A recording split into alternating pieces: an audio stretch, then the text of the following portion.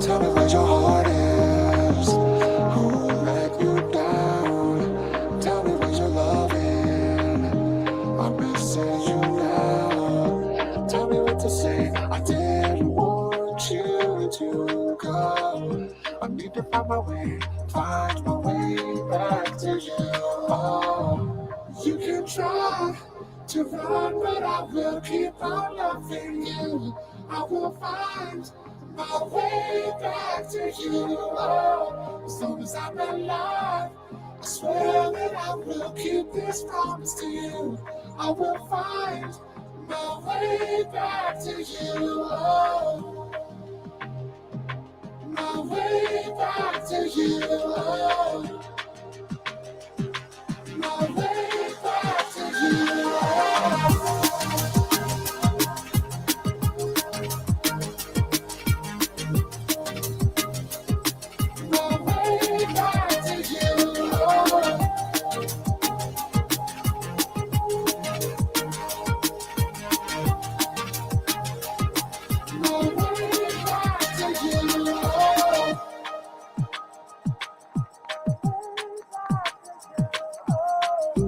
Tell me where your light is. I wanna see you shine. Tell me where you're hiding. I think about you all the time. I'm losing my faith. I didn't want you to go. I need to find my way back to you. Oh, you can try to run, but I will keep on loving you. I will find my way back to you. Oh, as long as I'm alive, I swear that I will keep this promise to you. I will find my way back to you. Oh, my way back to you. Oh, my way back to you. Oh.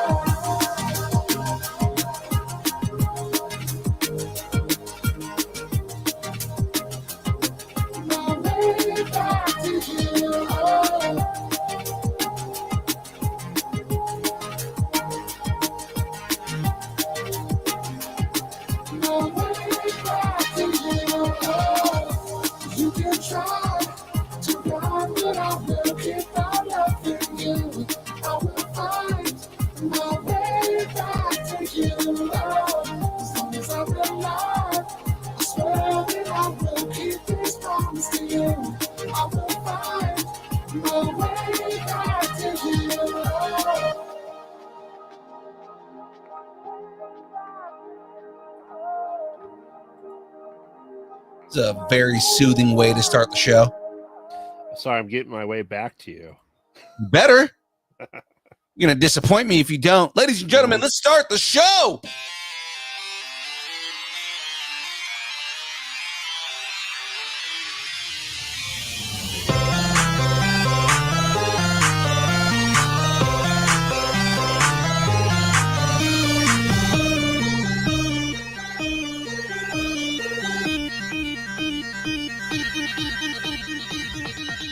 Distance nerding.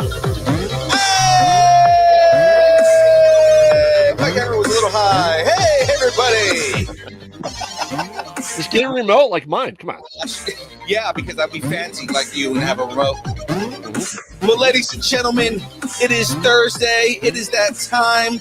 Another great illustrious guest. Continuing with Lego on the other side.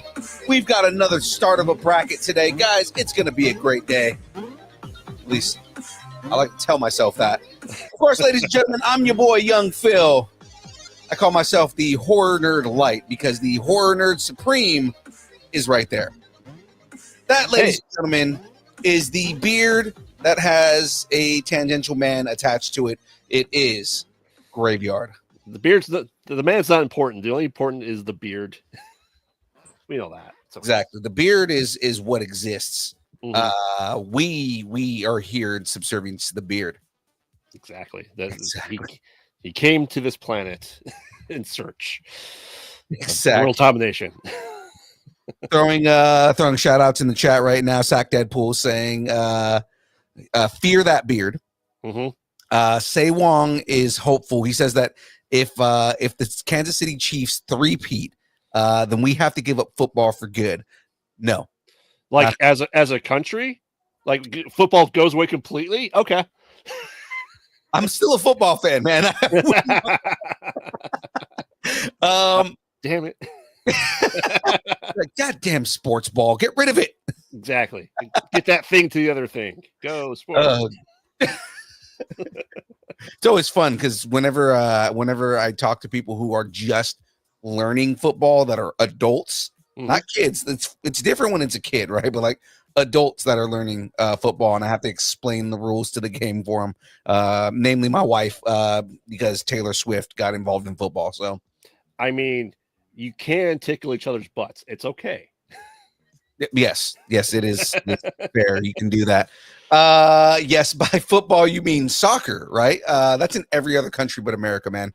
America.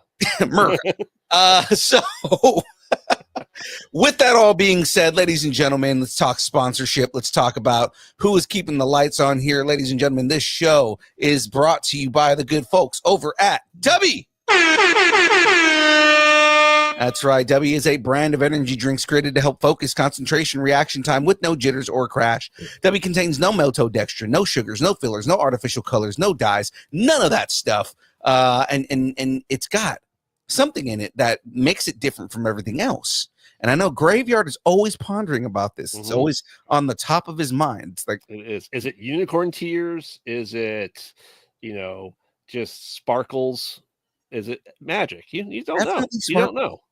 Sparkle, sunshine. Okay. South Park reference. If everybody else out there is like, I don't know what the hell just happened.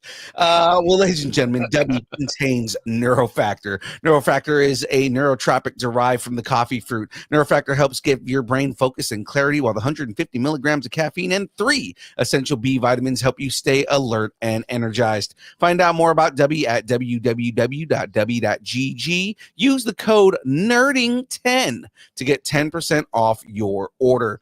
It is all delicious.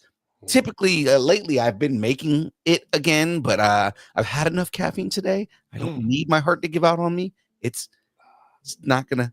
Yeah. This is the episode your heart implodes. Yeah, I mean, it is a horror episode, so it's the episode where Phil's heart gives out on him on screen. That is, that would be broken. All right, well, ladies and gentlemen, let's jump into this.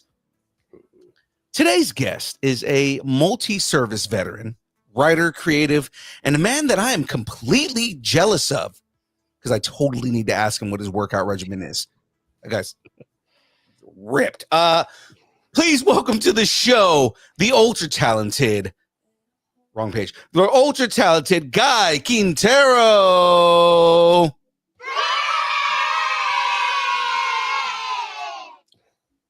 How's it going? Thank you so much for having me. Absolutely. It is our pleasure to have you on the show, man. And coming from a prison cell that's dilapidated behind you, maybe an insane asylum, it's impressive too. Definitely an insane asylum, yeah. Yeah, that's what's behind my green screen right now too, is just dilapidated cells. And hence why he has the green screen up where it's just the cover art for his podcast. Well, I'm just trying to keep it real. Everyone knows how crazy I am. There you go. You are the demented gentleman. Especially considering the past that we're going to get into here in a second. So before we jump into all of the things that we want to talk about, I know I kind of sent you some questions, but I was a little not forthright. There's a couple of questions that we ask on every show that we're gonna throw in here. Before we get into your story, we want to learn a little bit more about you, so kind of the way that you think. If a movie was made about your life, who would play you and why? Oh goodness. That really put me on the spot. Let's see. Like I said, I have a couple of them that are meant to do that, though. I'm 6'3", 250, so that really limits. There's not too many leading men out there that size. Oh, so bad. If it's a Netflix movie, then maybe Margot Robbie. There you go. That joke fell flat. Oh no, trust me, I get that. My recurring joke is I want a different person of every gender or nationality to play me at different eras. I want a Sylvester Stallone to play me at 10. Wow, Michael Jai White and Chris Judge. Those are some nice compliments. Thank you. I don't think I'm good looking enough to be portrayed by those gentlemen, but thank you so much. Those are kind words. Well, can you Yeah, let's just go, Michael Jai White. I appreciate in that. theater, boy. Michael Jai White would be crazy though. I mean, considering he is a little bit older now, but I mean, the dude can still move. So it's like, oh yeah, he moves better than I do. Yeah. Well, we're broken vets, man. you can be a martial artist and be in movies your whole life, or you can you can do long rucks with 85 pounds on your back. I don't know about you, but I used to jump out of planes, so that adds to the spinal compression and messed up knees and the bad hips. Yes, and ankles. Yeah. And ankles. Oh, just using my cane this morning, getting around. People look at me like, "You old enough to be using that thing?" Yes, I am. Yes, I am. I try to tell people each tour of combat adds 10 years to your life. Yeah. So technically, like 80. Oh yeah. See, there. I tell my wife, they said having a kid raises your age 11 years. I'm like, you're like 70 now. They have to sleep on the couch, and what's funny is he makes that joke, and the joke that I make all the time is they say you're as young as you feel. Well, then I'm 80. I tell people too. Goodness. It's a vet thing, man. We just destroy our bodies in our 20s to regret it in our 30s. Right? And then hobbling around, and then you're fighting with the VA to get what you need, right? I mean, you can try to. VA's hit or miss. Service related. Oh yeah, VA's hit or miss. Sometimes the VA is really good. Sometimes the VA misses the mark. So I also have like other insurance, and we're not going to get into that. That's a whole different set of problems. So we have a segment on the show called "Growing Up Geeky." What did you geek out on when you were a kid? I geeked out. So much stuff. I geeked out a lot on video games. Mm-hmm. So I played a lot of video games when I was younger. I was playing games like Warcraft, Warcraft 2 Tides of Darkness. Yeah. Yes. Wasted a lot of hours of my life playing that game. Ballad Edition. Yeah. Oh yeah. Outland Edition was awesome. With all the heroes like Grom Hellstream and a few other just awesome ones that really just up the game. And that's when I believe that the franchise became more hero centric and inevitably becoming World of Warcraft. Right. Let's see what Dungeons and Dragons. Played a lot of Dungeons and Dragons. What class would you play typically?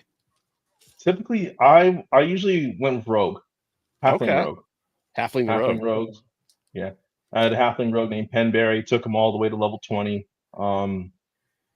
Yeah, he was my go-to. And I just fell in love with the character. So I always he was complete opposite of me. Very mischievous, loves alcohol. I'm a straight shooter in real life and kind of have a very forward way of thinking. I'm a Marine through and through. And just playing that halfling just really throughout my life allows me to let loose and show another dimension of my personality. I gotta ask then, what's your edition? First. Oh wow. First edition. Old school. Yeah. With the centaur on the cover with his club up in the air. Yeah. Nice. Old school.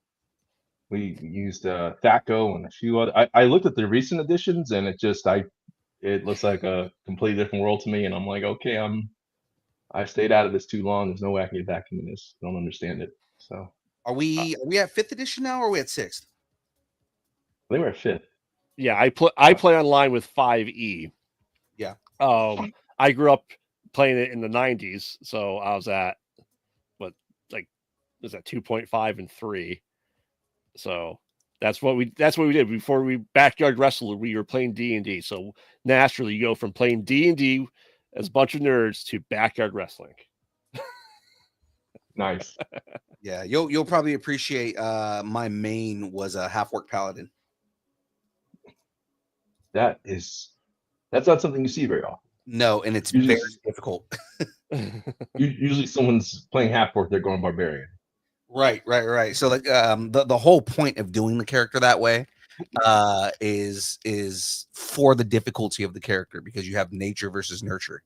So the idea is and he's also nobility, so it makes it even worse. Wow. But like, yeah, the idea is you have that bloodlust, right? You can kind of, you have that the nature of being an orc. You're prone to anger, you're prone to violence. But as a paladin, you take an oath to uphold justice and the way of the light. And my god was paladin on top of that. Wow. So Wow. the whole point of that character was for the duality and to see kind of like what decisions I would make with that character. I bet your DM had a lot of fun with you role playing antagonists in taverns, huh? Oh, very much so. I can't imagine being your DM, Phil. And my DM used to he used to make a point of trying to antagonize me in battle or before a fight, so that because he would try and make me lose it. And what I love doing, he would always give me extra points for this because he would always forget that I would do this. But before any battle, especially as he's trying to antagonize me, I would have him take a knee and pray to Paladine for patience. And he's just like, God, I hate that you do that. Yeah, myself, I'm playing a dragonborn bard who plays the pan flute. The word, okay. Pan flute. Yeah. So when we go to battle, I have to do something with the pan flute, try to hypnotize him. I'll rip out the Mortal Kombat theme song on pan flute for him to play. Bonus to damage. Let's go. Exactly. That's awesome. So what? So I also got into. Yeah. I'm sorry. Go ahead. I was going to say, what systems did you get into as a kid? Mostly computer games. Okay. So a lot of computer games. I did have an NES and an SNES, but and an Atari, all of that good stuff. I was spoiled. My folks had money and they made sure I had all the best. So, but I had an amazing computer system. And it was 686 at the time, which was ahead of anything anyone ever heard. It was 32 megabytes of RAM. Yeah. Back then, I know everyone's like, "What? That's nothing." So that's a blink, yeah. But back then, that was the cream of the crop. So I would play all the latest games that came out. And also got really into Magic the Gathering and Warhammer. Nice. The tabletop game. Yeah.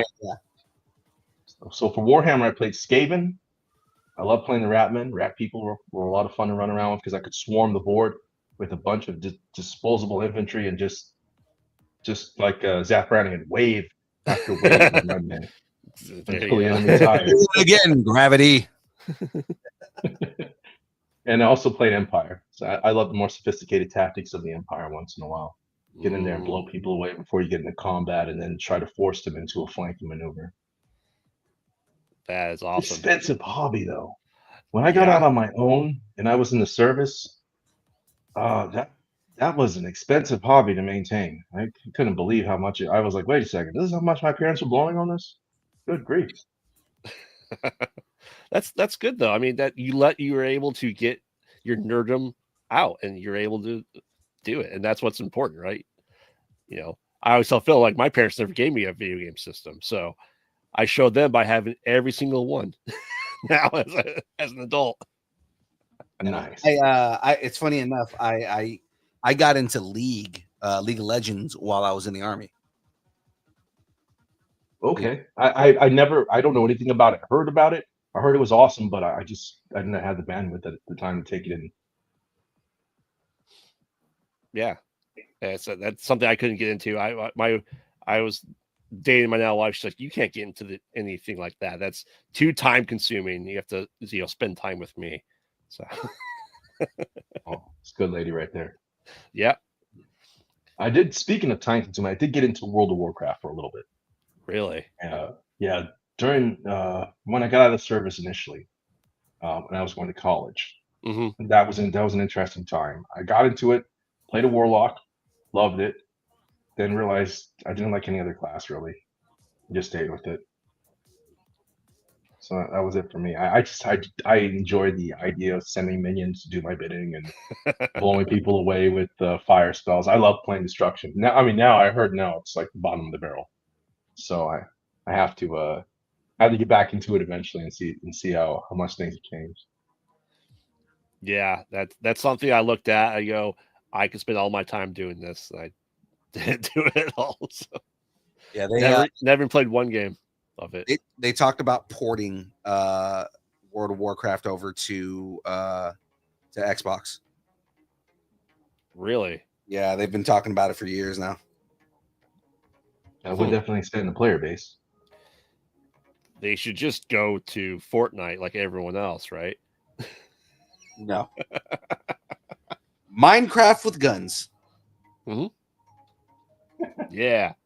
That way all the kids can learn all the secrets of destroying enemy gold mines and all the cheat codes you put in there and have Yoda sing to you from Warcraft 2. Come on. So what about FPS? You guys playing Call of Duty, anything like that? I'm a big Call of Duty guy. I know Graveyard isn't, and I think I somewhat like at levels change his mind when I start showing him the characters that are in Call of Duty. Mm-hmm. Specifically, that Ash Williams is in Call of Duty, and that's like a big deal for him. It's funny because right now I posted this in one of our group chats. We're actually friends with Jeffrey Giuliano and John Z. Michaels, who play VIP 1 and VIP 4 in Squid Game. Okay. Right? Wow. And in Call of Duty Black Ops 6 right now, they just released a VIP character pack for Squid Game because they're doing a Squid Game event right now. And the two VIPs that they put in there are VIP 1 and VIP 4. And I immediately text our group chat and was like, holy crap, our friends are in a video game. That's like a dream come true. Wow. Yeah. They don't talk though, so I'm sure they're not getting paid for it because it's I'm sure Netflix owns the images for it. Yeah. I couldn't imagine seeing myself running around getting blown up and shot. I mean, I think I'd be too busy laughing to really get anything done. I would love it. This guy hit with a grenade. No, Phil knows. For a long while, Destiny was my game. Also was mine for a while. Yeah. Destiny was a lot of fun. Yeah. Yeah. Too addicting though. If I get too addicted to a game, I realize I have to pull away sometimes because sometimes it takes away too much time from my writing, and writing's already time consuming enough as it is. Mm-hmm. Yeah. I actually think about it every day about going back to Destiny. I wonder I haven't played since the Taken King. I wonder how things are looking now. They've lost 90% of their online players on PC. Oh, good grief. Because they decided, and this is really off tangent here, I'll say it quickly. They decided to cater the game to that your story base to learn the story is now dependent essentially on dungeons and raids. So if you're a solo player, you don't get the entire story. So they're catering to that 10% that are the streamers that are complaining that it was too easy. To the point, if you're a solo player, you can't play the entire story anymore. Yeah. Wow, man. They definitely and it's funny because for a while they were trying to cater to casuals, but they definitely pulled away from that. And I think part of it was because of trials. Like, they were trying to pull away and make it easier for everybody to be able to go to the lighthouse. But then, and I know I'm like speaking Greek to like 90% of audience, right? But they made it like they made it harder to go to the light, or they made it easier to go to the lighthouse. But then they started making it where everything was dependent on raids and dungeons and everything like that. So if you don't have a team, you can't get like the majority of the story. They did make a Sherpa system though, so like you can you can like in game say, "Hey, I need a raid party," and they'll do that. Throw you in there. Problem is that there's usually no communication because you're going cross platform, and if you've ever played a raid in Destiny, communication is key. It is, unless you want everyone just to quit after 5 minutes. Yes. Right. Yeah. I was about to say I could only imagine that would be very frustrating. Mm-hmm. And try to get the group together to coordinate a raid, and you can't talk to the other person. Yeah. Right. So it's I'm still playing it, but as a filthy casual, I was playing 20 hours a week, and that still wasn't good enough to get through all the content myself. So it sounds like a lot has changed. Wow, because I remember when I was playing Taken King, you could run the entire storyline through. It was a lot of fun, and then team up and do the harder content later. Mm-hmm. Right. Harder content's now harder content's now part of the story. So, but we can talk about it all day. But talking about stories though, so how did you get into writing? You talk about all this other nerdy stuff that you grew up with. So how did you get into writing? Was it stemming from that? Well, yes and no. I've always had a crazy imagination, despite having video games and all that kind of stuff. I've always loved storytelling. Mm-hmm. It's just something innate that's within me. I've been playing Dungeons and Dragons probably since kindergarten. I know it sounds insane. We used to play a version where with no dice or anything like that, and it was just swing my sword, and the DM at the time would just, you miss, you hit. All right, that was it, and we just went with that. Interesting. And I just went with that storytelling, and then eventually I fell in love with it, and I decided to try to codify our adventures down on paper. And my first few attempts at a manuscript was terrible. Was terrible because I was a kid. What did I know about writing? And I learned that I needed to go refine my skills when I was about 10 years old. I think I was. I wrote the first manuscript, which was called Dark Forces, and it was a combination of sci-fi and fantasy. I wanted to add magic and technology, and then I realized that I was just writing another Star Wars. So you did what J.K. Rowling did. No, the correct answer is Rebel Moon, Zack Snyder. I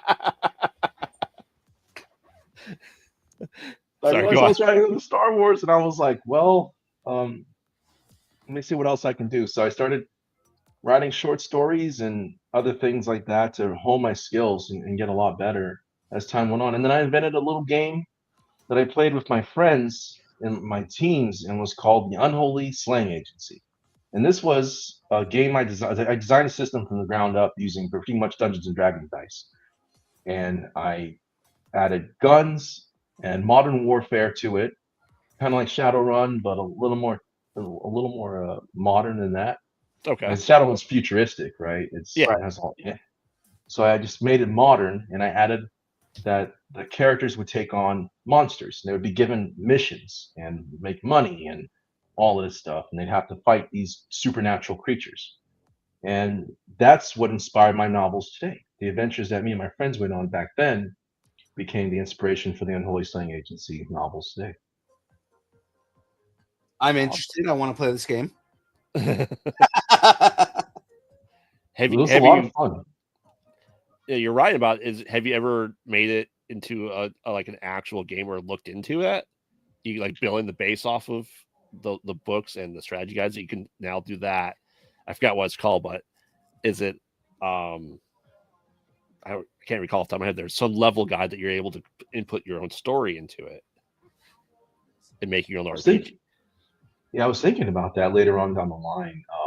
I'd have to recodify all the information though, because I lost all that information that I wrote when I initially created the player's handbook, and at the time I didn't want to call it the Dungeons Master Guide, because at the time I called it the what was the name I came up with it? The Director's Guide, because it's supposed to be the director of the Unholy Slaying Agency giving these missions to the agents. So that's where it came from. But one day, someday, I mean, my hopes and dreams someday is that eventually the Unholy Slaying Agency hits the big screen. I think it would make amazing movies, but also an amazing video game as well. Mm-hmm. that's Something dope. like that, like Destiny would be awesome. Would be awesome where you could just get your team, put them together, and then go fight monsters. It's simple. It's effective. It's fun. Yeah, I Yeah. love the idea of that. Like the whole concept of that sounds cool because, like, you know, you have your books, you have the story, the deeper lore that's going on in that, and then it's almost like the stuff that we had in the '80s, right? Where it was like, you've read the books, now play the game. Precisely. And I'd always imagine, like, being able to share that experience I shared with my friends, my bros growing up, and Mhm. just how would people feel if they were put on a 5-person team? And you have one person who's the medic, you have one person who's the assault element, another person heavy machine gun, another person is doing pyro, right? And just watching it all just come together. So it'd be interesting someday to see it on a mass multiplayer online or something like that. Yeah, It'd I mean, definitely be a dream of mine. you could almost do it like roguelike that when you drop in, you don't even get to choose your class. You just get assigned to that way. You have to learn every class with it too. Oh yeah, that would be interesting. And definitely a mode where you could just, I'm in. I don't care. Just put me in. Yep. And Quick drop it. play. Yeah. Yeah. Hmm. I like it. So you talk about all this writing. Do you have growing up any reading or writers that inspired you to get into the path that you're on? Oh yeah, definitely. Tolkien, of course, was a big influence because one of the first books I read was The Hobbit. But when I was young, my parents bought a bunch of Stephen King books. I had a huge Stephen King library Hmm. growing up, and I made the mistake as a very young boy of reading It and Cujo, and I was terrified when I read them. And I think something happened where my psyche became damaged, and I just love the horror. And ever since then, I love scary things. I just can't get enough of it. I can understand that. I kind of like scary things. I may have tattoos of all scary things on me. Nice. Kind of. Kind of, just a tad, just a tad. That's how sound James saying that's how I sound like when I'm raising my kids. Yes, it is. I am very much raising my kids to like horror things and not only Bluey, James. Yeah, because James only teaches his children that that they can only like Bluey. That's it. Mhm. That's So awesome. you talk about being scared. Obviously there's that point where you stop getting scared. Now you are creating your own work in the horror world, right? Yes, sir. And I and mean, that's great to see that because I like people that are able to do that. I make independent horror movies as my creative outlet for horror things. And Blue is the Cujo for millennials. Sure, sure. Bluey is the Cujo for millennials. I am a millennial, and Bluey's not for me. Cujo's for me. So, I mean, do you ever, take that like essentially the Derry Maine universe of Stephen King that kind of apply that to your world of like this interconnected story arc? yeah, actually, Mark Twain said, "Write about what you know." A few authors said that, but I think Mark Twain was the first one to come out with that moniker, and it's something that it helps you write things more effectively because readers are smart. Hmm. If they understand and you don't understand something, or you don't have an authentic grasp, you haven't done your research, they'll know, and they'll eventually come out of the theater of the mind, which is the most important thing you have to try to assert. So I try to write about the things that I know, which are the military. So I keep things tactical, very tactical, Hmm. and as authentic as possible by uh, providing that knowledge and that tactical operational experience from my deployments into my work. And I bring the customs and courtesy, the radio etiquette, the combat tactics, things like that you will see in the service. So in some element, in some ways, reminiscent of Tom Clancy. And I don't want to try to compare myself to someone that accomplished, but that's the goal to try to pull something off like that. But then combining my love for the occult. Um, so like Derry, Maine, to get back to that subject, but Derry, Maine is what Stephen King writes about because he's from the Northeast. Yeah. I write about, SoCal. So a lot of my locales are done here in Southern California, LA, San Diego, things like that. So I know these areas. So I know what the temperature feels like. I know what the air smells like. I know what the scenery looks like. So I feel like I'm able to give a more authentic experience to my reader if I just stay in my element. In the service, you call it stay in your lane. That's cool. You know, one of my favorite series that's not horror is the Dresden Files. And I don't even if you read that or anything like that, but it takes place around Chicago. And so you're reading like a fantasy detective film noir type world. You can like he's talking about like the streets he's going down. I'm like, oh, I know exactly where he's at in this book, right? You're able to picture it in your head. And like one time he comes to like Indiana to like Wolf Lake. I go, okay, there's not werewolves there. I've been there many times. It's not that far from my house. But you're right. You're right into what you know, and that's great. You're able to expand your world to other people that aren't from the area to help give insight to what it's like living where you're at. That's Yeah, and I can appreciate the radio etiquette and things like that. I was a radio operator, so it's just kind of like one of the things that annoys the living crap out of me anytime I watch a movie or anything like that. Like the one thing, right? The one thing, if there's nothing else that pisses me off about movies, it's over and out.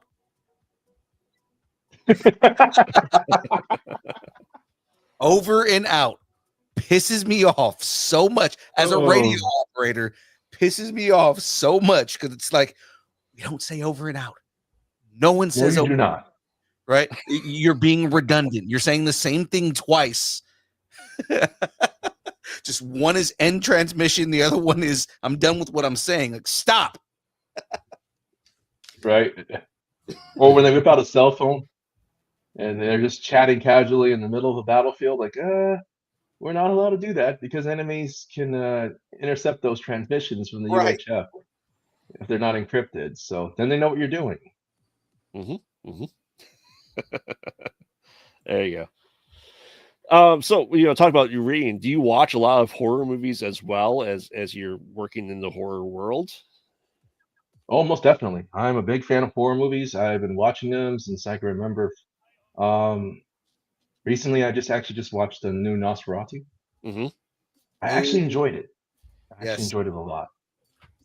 So Graveyard just did an episode of on Pod Out at Night, his other podcast, where they reviewed all three Nosferatu movies. So the original, Shadow of the Vampire, and the new Nosferatu movie.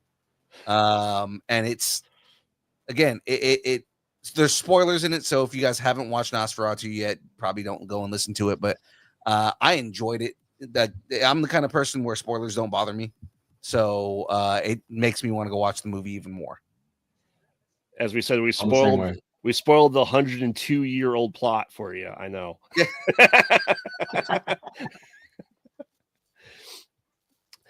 So I think that's great. I think to involve yourself in the horror world is to help. I think helps the creative juices. You go. There's always that lingering thing when I'm writing a script or something. I'm gonna go, wait, did I see this somewhere else? I just don't recall it because I can, get so much horror input in my life. I'm like, no, I have to do like a big spot check with it. So what is your favorite horror movie? If you don't mind me asking. Evil Dead. Oh yeah, that's a good one. Yeah. That's an amazing one. Yeah. It's half of my horror movie sleeve is Evil Dead. I'm probably gonna upset a lot of people when I say this. My favorite horror movie of all time. I just recently watched it with a friend of mine. My favorite movie of all time is From Dusk Till Dawn. That's a great movie. I loved it. A lot of people look at me like I'm crazy. Like, what? I loved it. It's one of my favorite movies. Oh yeah. If you don't know what it's about, you do not think it turns out to be the second half of the movie. Absolutely not. You think it's two brothers on the run taking hostages until they go and meet Cheech Marin. Right. And it's funny, before the show, we were talking about a possibility of Graveyard talking with somebody who was in that movie, and it's like, oh, round robin, man. It's like we were just talking about Tom Savini. Yeah. Awesome. That's great. Yeah. That's the one that really got my love for survival horror going. Yeah. Just you get invested in these characters, and then suddenly get plunged in this scenario where they're fighting for their lives, and it's they're scraping by, and they're just in the back in the basement trying to dig up whatever weapons they can to fight the things that are snarling outside. That inspired a lot of my work. That's awesome. Like I said, I don't think there's anything wrong with that. I think everyone has their favorite horror movie, and I may rag on some movies and their directors, but I just do it in good fun, right? I think as long as you like horror, I think it's a good experience to share it with other people, because movies are meant to be shared. So you may have your favorite movie that no one's ever heard of, and you can go and say, "Hey, you need to go check this out," and make them watch it. I love that. A little Grinch going there. Yeah, Yep. He's got the Grinch, who just has jaundice and is misunderstood. He's just got yellow eyes. He's Poor guy. Now, Guy, you talked a little bit about the cult, and is there anything that drove you to that in your writing? Yeah, I had a long fascination with it, but when I was young, we had a run-in with me and my father. We were driving to karate practice, and during a blizzard, it was towards the tail end of the blizzard. Everything had calmed down, and we had run into something that was clearly once human. Mm-hmm. And people look at me kooky when I tell this story, but I'm at the point now where I'm old and I don't care anymore. I'm a curmudgeon. I'm just like, whatever. If you don't believe me, don't believe me, fine. But there's a massive community out there now of cryptid people who talk about these things they see now. So we were living in Camp Pendleton. We drive out to, and this was Camp Lejeune. This was in North Carolina. okay. And we were driving out to the deep, deep wilderness where his friend had a karate practice. We'd go out there and practice karate, and then come back. It was a long commute, and this was during the tail end of a really bad blizzard that had hit us that year. So we're coming back, and we see this deer. It's running across the road, and my father brings the van to a stop.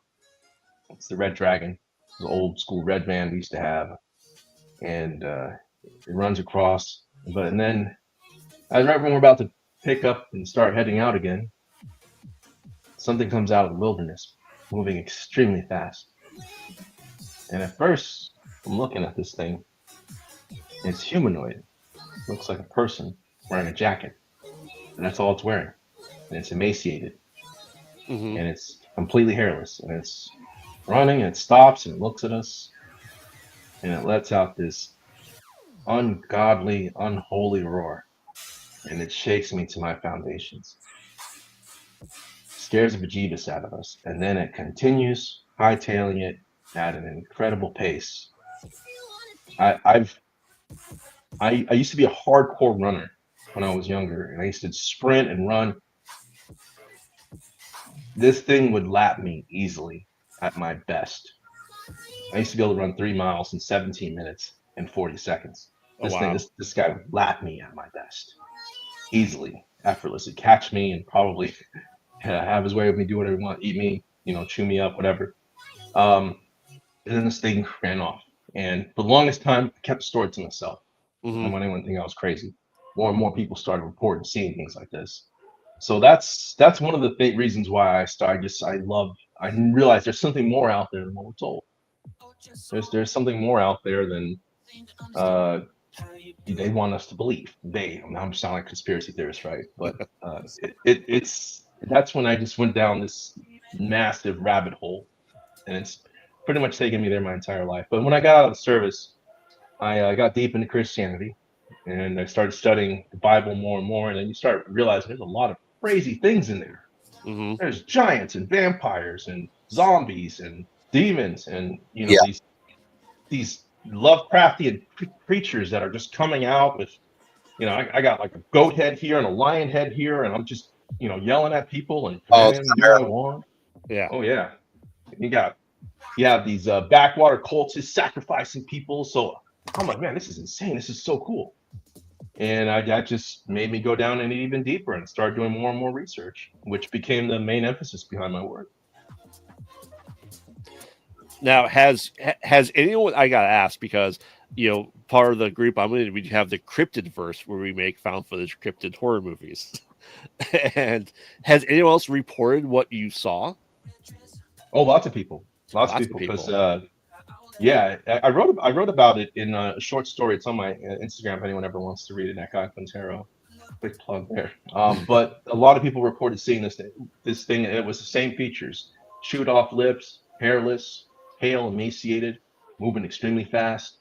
And some people call it the rake. Some people call it a wendigo. Some people just call it feral humans.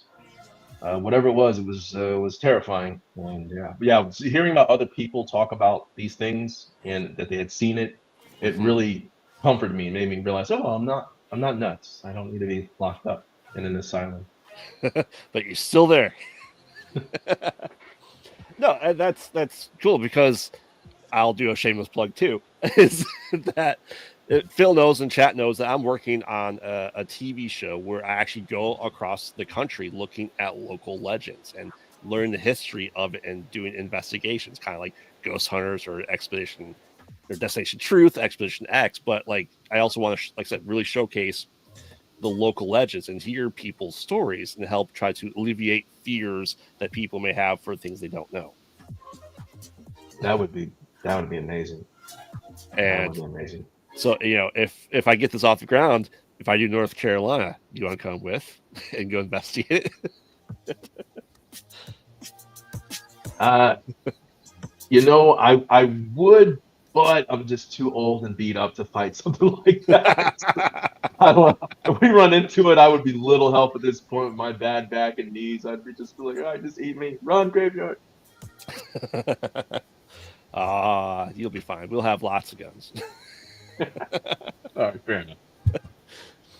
Yeah, I think we'll be fine if as long as you got guys like us out there with them. Mm-hmm. I say that we're not the ones that are going to get killed first, man. Come on.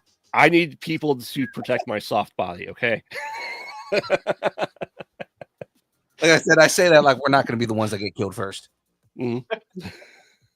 Usually what happens in these movies, right? It's the dude who has all the skill gets killed by the monster just to show how massively, problematic the monster is. Right. And everyone else is just scrambling. Exactly. Phil gets ripped in half. Everybody's like, all right, fuck this, I'm out. We got the footage. All right, roll it. We're out. Right.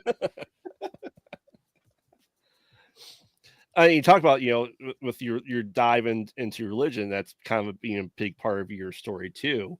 Do you ever get any stuff from people going, I don't recall seeing that or reading that in the Bible?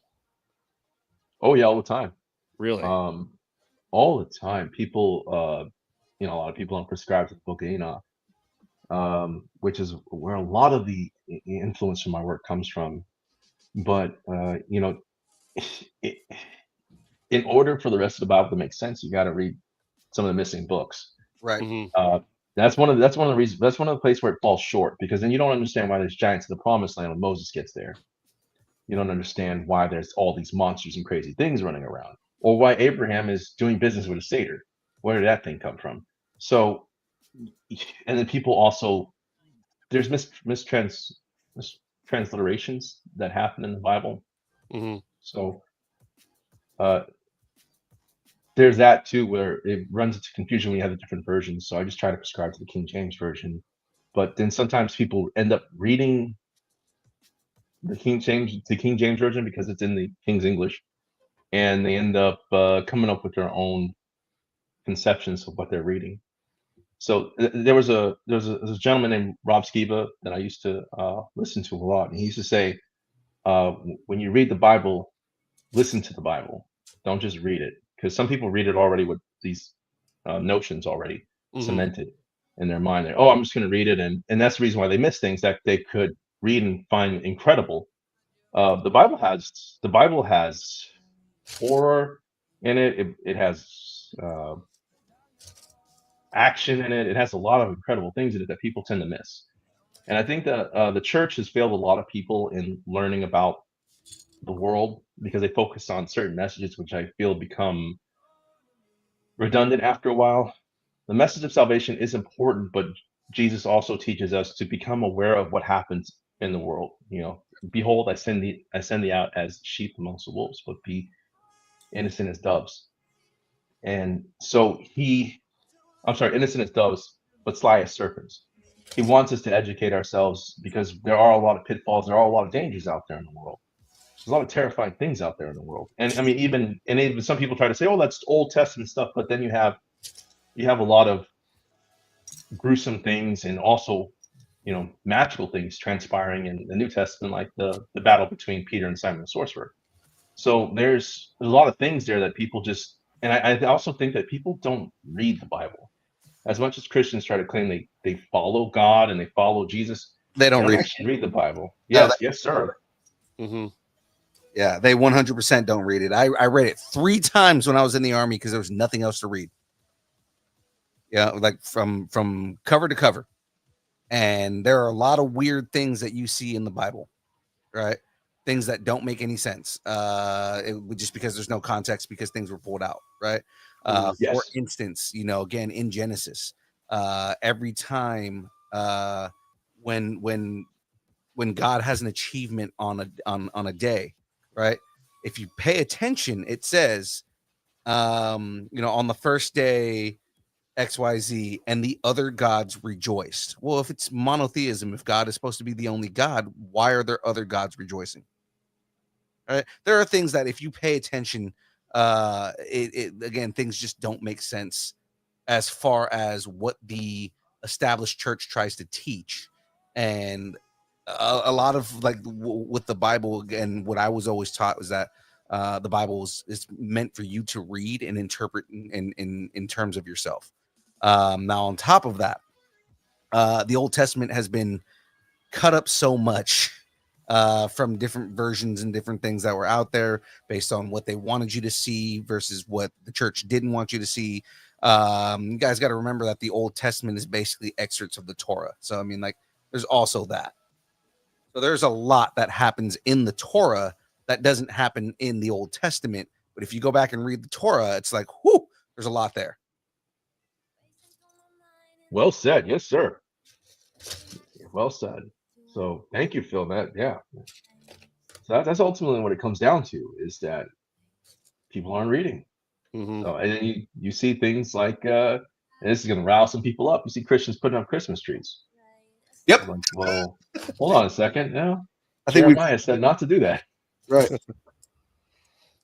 Because that's a belief, and that has more to do. I grew up a Catholic, so I mean, like, that has more to do with the Catholic Church trying to take over other religions, and the idea was, okay, well, we're trying to convert these people to Christianity, and in order to make them feel better about what's going on, let's just incorporate Saturnalia and say that was Jesus's birthday, right? Yep. Even though any evidence to the contrary, Jesus was supposedly born somewhere more around July. Hence why people say Christmas in July. Yep, the Feast of Trumpets. Mm-hmm. Feast of Trumpets. Well said. Yeah, I mean, you see, there's a lot of. Yeah. Sorry, go ahead. Oh no, go on. As you can see, there's a lot of missing information. Mm-hmm. A lot of information that does not get taught, and me and Phil would probably be considered heretics. Oh yeah, absolutely. I'd be there too, but for other reasons. No, it's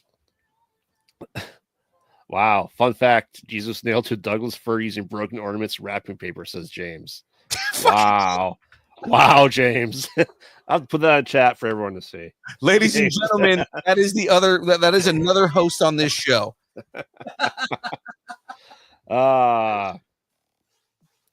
But no, I mean, I think it's great that you're able to take something that you researched and love and incorporate it into other unknown things and be able to create a world with it. And that's really your ultimate goal, is to get people engaged in the world building that you're doing.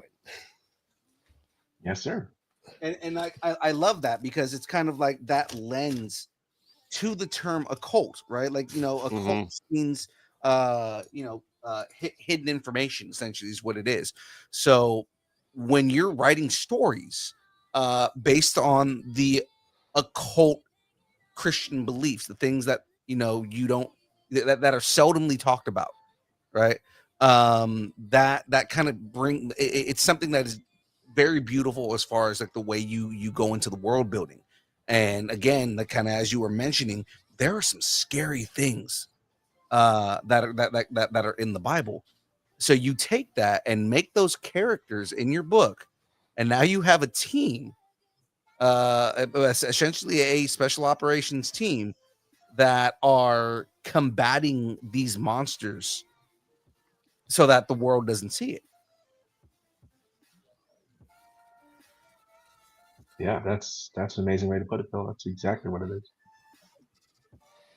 Yeah, and I think you're doing a fantastic job, and I can't wait to see more and more. Like I said, we talked about this, being a TV show.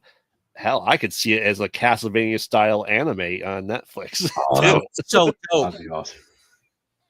I haven't even seen that yet, but I really want to. I just haven't had the time. Oh, It's so Castlevania good. is good. You have to check it out. Oh, that's what I keep hearing. That's what I keep hearing. Okay. Yeah, it's right now. Have you ever thought of making it kind of into like even let's say a comic book as well, and be able to have visuals to go with it too? I think a graphic novel would be amazing. Mhm. I would love to do something like that too. Definitely to expand the universe with that, with the visuals.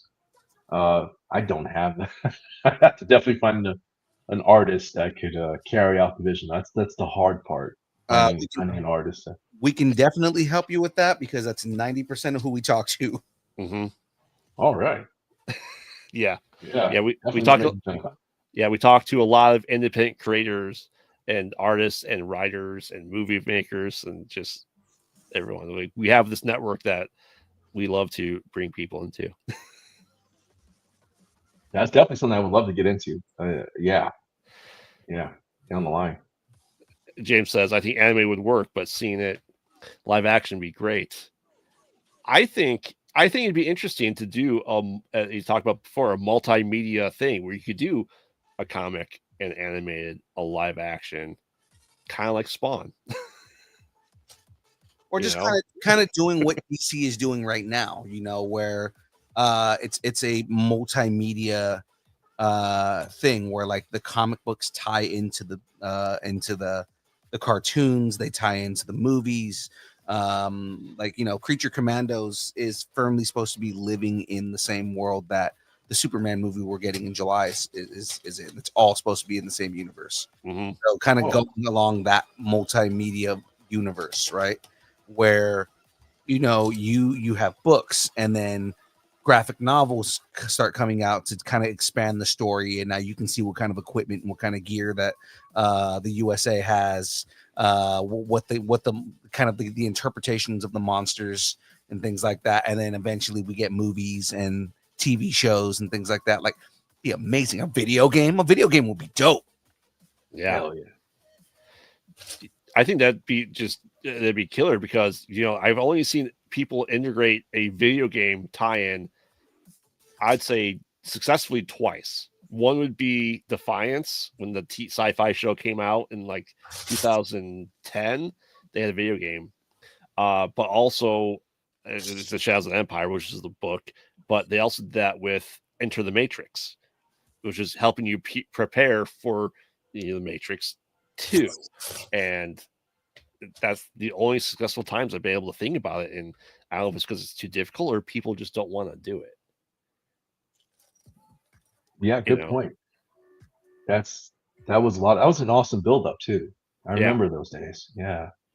And the Animatrix as well. That was a lot of fun, just getting those backstory before going into it. And you have all this new information you're armed Right. with, so that the story becomes a deeper experience. And I think, especially with your story building and world building, that you could have these side characters have their own short little different anime style 5-10 minute pieces too. Heck yeah. Heck yeah. Bring in other people too. That'd be a lot of fun. Yeah. A lot of fun.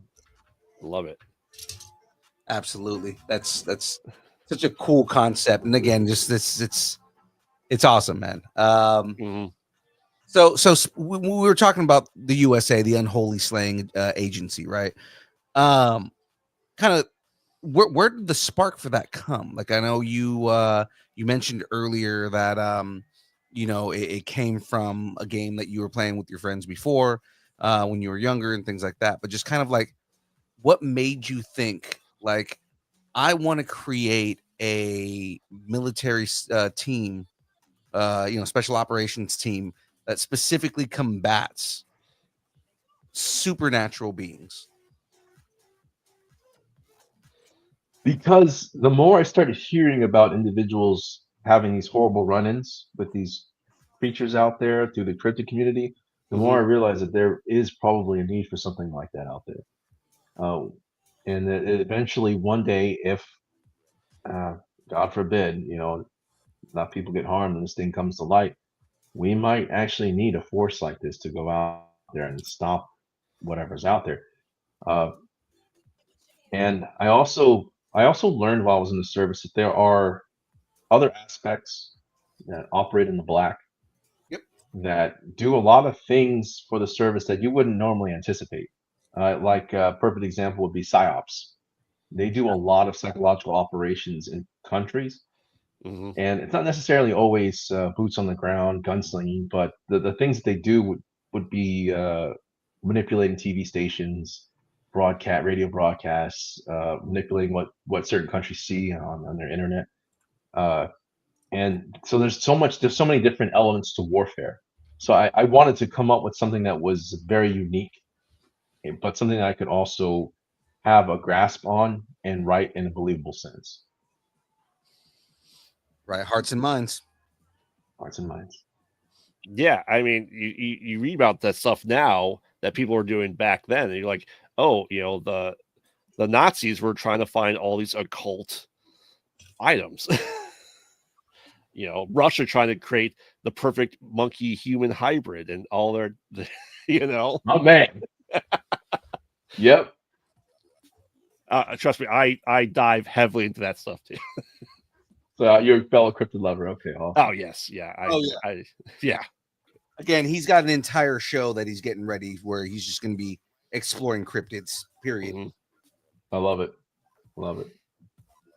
Like a lot of people don't know Joseph Stalin was trying to create a hybrid ape human super soldier, right? That could be stronger. Because chimps are alone are 3 times stronger than the average human being. So imagine how strong a soldier like that would be. And he had access to all those perfectly good bears in Russia, and instead he's using monkeys. Drop the ball there. Exactly.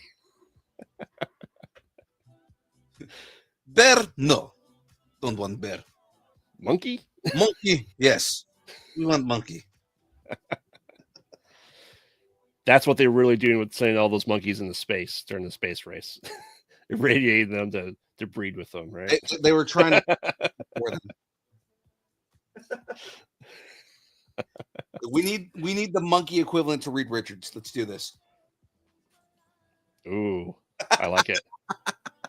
Oh God, that's the Ape-tastic Four. The Ape-tastic Four, yeah. Hollywood, make this happen. Exactly. Sadly, it's probably already in the works. The DC might get mad, like, whoa. We have Bat Ape RK. That's ours. I'm sure Marvel was already worked on something. Oh, there's no way. There's no other way that Ape-tastic Four is not from Peter Porker world. Yeah. He's from the same world that Peter Porker's from. Yeah, come on. He has to be. They have to be. You know, Hit Monkey just shows up, and it's just like, you know, he seems weird in their world because he's normal in ours. Exactly. And you have the big orange guy be an orangutan. Come on. Oh yes, that writes itself. It's just an orangutan. Exactly. Rip Hollywood, says Rama. Yeah. See, this is why we have creatives on their show, is we get to hear stories that Hollywood never do. And who knows? Maybe somebody's gonna like. That's the other thing, is maybe this inspires somebody to write something, and it becomes a property. Mm-hmm. You know, just give me credit. That's all I ask for. As thought of by young Phil. As thought of by some random podcaster I listened to back in 2025. Exactly. So we've got some wrap-up questions for you here. Now, these are going to be the hardest questions you've ever been asked in your life. Are you ready for them? I'm ready, sir. All right. So, what is your favorite kind of taco? Oh, and you live in Southern California, so this is like actually a hard question. You know, recently I went to a restaurant in Carmel Mountain that had like 8 different types of tacos. So they had squid, they had a calamari taco, which I tried all of them. I tried all of them, and the calamari taco, they had a calamari pollo asado blend, and that was just delicious and chewy.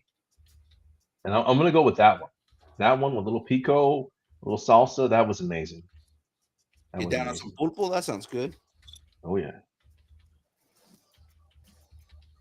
Nice, man. So what's some advice you might have for somebody who wants to get into the industry? You know, anybody who's an aspiring writer out there. Oh, you just opened up a whole can of worms. You ready? I am. Well, we have the advent of AI to deal with. So, and it's getting better. So that means you have to be better. You have to work on expanding your prose, making your syntax hit hard, and coming up with more imaginative stories. The main thing that I want all writers to know when you're trying to reach the level of professional author is to make sure that you study writing constantly. Study writing constantly and find your own style, find your own voice. Don't try to copy someone down to the letter, because you'll never be able to achieve that. Everyone has their own writing style. It's like having your own signature, your own fingerprint. So just be the best you. Be the best you, and go out there and master the craft of writing, because I know plenty of people who can tell great stories, but they can't put it into words. They don't know how to codify it properly. And so while their imagination is amazing, you have to be able to translate that onto paper for the reader, to enter the theater of the mind so they can see what you're trying to translate. That's the advice that I would like to offer them in a very truncated manner, because the AI is going to get better. And if you're not working on your prose, working on ways to write in an effective manner that will put your reader into the theater of the mind, eventually you're going to get overtaken by AI. So there's a steep learning curve coming. There used to be a time where writers could slowly develop their craft without excuse me, without having this AI hounding them, right? Because if you try to put something out there and it's subpar, and so some AI author will be able to overtake you eventually in sales and in the market. So you have to make sure that what you're doing is good quality, putting forth your best effort, and making sure that you're coming up with unique stories. So that's my advice to anyone out there who aspires to become a professional writer, an author, and enter this very competitive market. And it's not competitive in a sense with your fellow authors. I don't consider them my competition.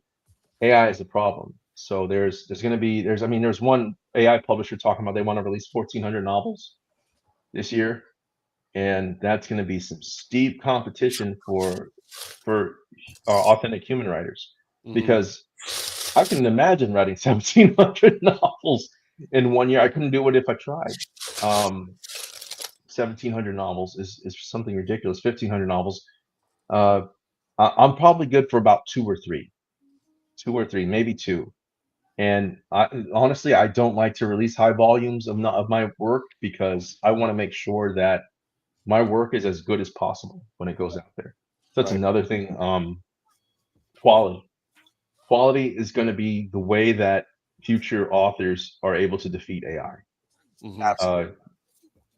Thank you. Making sure that your story is just as pristine and as polished as possible, because there is a shortcoming right now with AI, and I'm sure they're going to try to rectify that eventually. But AI is unable to capture the human experience.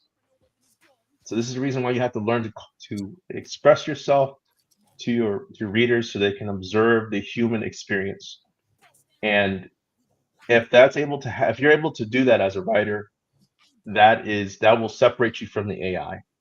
And what that will allow you to do is plunge your readers into the theater of the mind.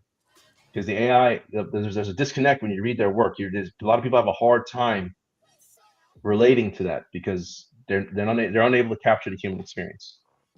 So that's my advice to future authors. Good luck, and don't be afraid. Don't be afraid to take classes. Don't be afraid to learn from editors. I've met a lot of aspiring authors who I tell them, hey, talk to this beta reader, talk to this editor.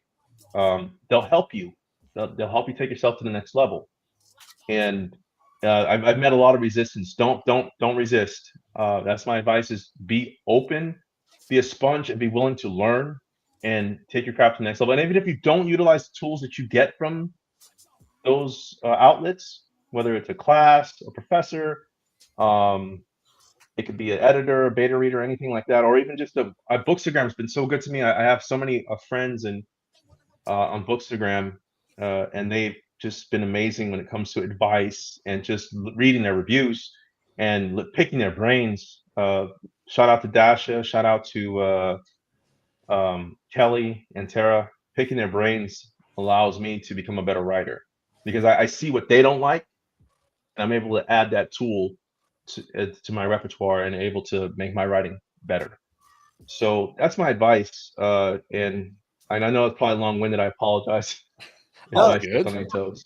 see, we prefer stuff like this, because then you are giving genuine advice to people who, you know, it's a way to pass the torch, even though you're still doing it yourself. It's you know, the reason we ask this question is because if we can help somebody who wants to get into this profession and learn something that was like, okay, this was a pitfall for you, so hey, don't do this, but do this helped me immensely, or don't be afraid to do this, like that, I feel is just immensely it's just something that is useful. You know, it's a resource. So I mean, that's the reason we do it. May I add something else? Yeah. Please. Oh, get used to rejection. Yeah. Also, it's when I read On Writing by Stephen King, and that's an amazing book that I think every aspiring author should read. He was rejected so much, and if an amazing author like that was rejected, probably the greatest living author right now was rejected that many times. Expect to get some rejection as well. It's tough business. It's very subjective. Don't take it personal. Get thick skin. Take the rejection, but also grow from it and learn from it. And if you happen to run into any agents that'll offer you some advice, take it. And like, once again, don't take it personal. Add it to your toolbox and keep moving forward, because rejection is just part of the game. It is a really tough aspect that I had to learn to get over. Um, and also don't try to follow the fads, because by the time you jump on that ship, it's already sailed. So that's a tough thing to follow, and a lot of people try to emulate what they see out there, and the business is very slow. By the time you see something out there, it's already done. Yeah, that's great advice. You know, it's kind of lines up a little bit too with what I say with the movie stuff I do is talk to everyone, be nice, learn from people, and just build a network too. I think is important. Right. You know, your stuff is never going to be for everybody. It's just the way it is. Right. But whatever it is that you write or whatever it is that you make, there is a market for it. Mm-hmm. Yes. Yeah. If if someone can write fucking Twilight fan fiction and it becomes a massive like money making, 50 Shades of Grey, there is a market for everything. Yeah. Yes, there is. Yes, there is. Awesome. That is really solid advice too. That's what, as Phil said, that's what we talk to people about. Is just helping people. And I always say, creative support creative. That's all you can do. That's all you can ask for. That's all you should be able to do is help everyone that you can. Yeah, too. and my door is always open. If any, just hit me in my Instagram DMs. I'll eventually get to you. I have hundreds of them. I'm going at any minute, but I'll eventually get to it. And if anyone ever needs advice, or I can't beta read anymore. I'm just too busy. I can't critique anymore. But if you need advice as far as what should I do, I'm here for you. Even if it's just a positive affirmation, keep going. You're awesome. Love it. Absolutely love it. All right. So I got another hard question for you here. Oh, okay. Who would win in a fight? The Unholy Slaying Agency or the BPRD? The Unholy Slaying Agency. I just they don't mess around. I think BPRD plays around too much. The agency, Unholy Slaying Agency is eliminate threats with extreme prejudice as quickly as possible. BPRD, like I said, I just think they play around too much. So, yeah, I don't, even with that's Hellboy, right? Yeah, I was saying, especially when you have a demon on your team running around. Yeah, I think the scribes would neutralize him quickly. He would be trapped or banished. They would mess him up pretty bad. And there's an army of them.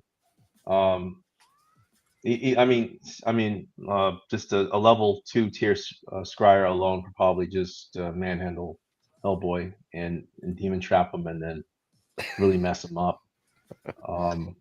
Or at least neutralize him. At least neutralize his strength, which is they'd probably use the etheric layers to reach out and just really cause him chaos while he's getting torn up by the agents. And I couldn't imagine him taking on. I couldn't imagine him taking on some of the higher weaponry that they have, like towards the end of Door to Darkness, when they're taking on the White Queen, because she's a tough cookie. They bring out the Bradleys, so I can imagine, Hellboy getting ripped apart by a tow missile, something like that, or just I don't see it working out too well for him. 3 Bradleys, I think, would own him quickly. And that's without even like fire support from like the Humvees with Mark 19s and 50 cals, things like that, or even indirect firepower. So yeah, I love Hellboy too, but I just don't see him pulling it off. Or with any of his help, any of the help, Abe, Elizabeth.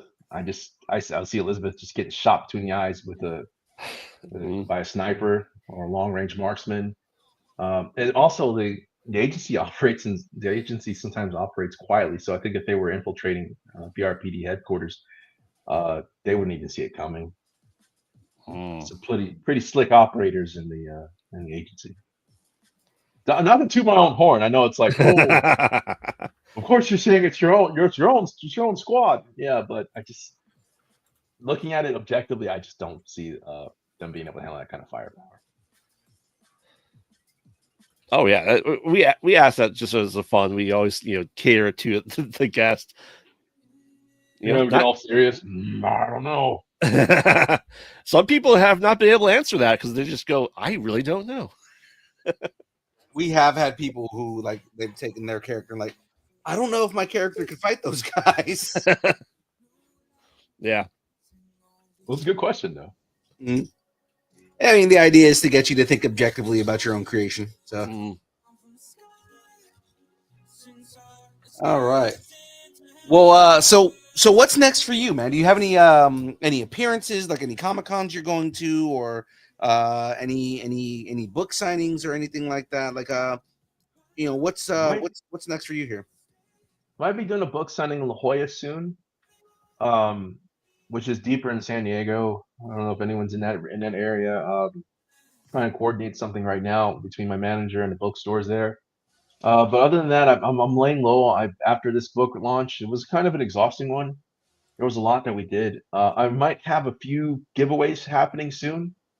Stickers, books, things like that, bookmarks happening soon. So keep your eyes open for that on Instagram. Um, and I'm working on the next installment of the Unholy Slaying Agency, but I'm also working on a serial killer novel that is parallel to the agency. So it takes place in the same universe, but it's a completely different character, completely different story. And even though it's in the same area, in the same universe, you won't run into the agency at all there. So it's about an MK Ultra former soldier, of course, because I write about what I know. Uh, he retires from the service and becomes a serial killer that basically hunts down other serial killers, kind of like Dexter, but much darker, more tactical. Yeah. I mean, Dexter's not very tactical At all. Considering, He makes a lot of mistakes. Yeah. I mean, he's not really a cop, so I mean, like Yeah, that's correct. Yeah. I mean, he learned a lot considering his stepdad is a cop. Yeah, that's true. Yeah. I guess it's not really his stepdad, his adoptive father. Yes. Yeah. Yep. Awesome. Yeah. So where can everybody follow you, man? I know you just mentioned your Instagram, but where can everybody follow you, learn more about you, social media, any plugs that you have, any pluggables you want to do? Go for it, man. You're free to plug anything. My door is always open to readers and even if you're not my reader, if you're just curious, my door is always open at Guy Quintero at Instagram. And I'm also on Facebook, Guy Quintero. See the mocha skin guy with the big teeth smiling. Same picture he's on Instagram. So I'll be there. Also on I'm on Discord. So there is the Unholy Slaying Agency on Discord. The shoot, the Guy Quintero's Spooky Fun. If you guys want to get a part of that Discord channel, it's a lot of fun. We talk, we post memes, talk a lot of crap on things.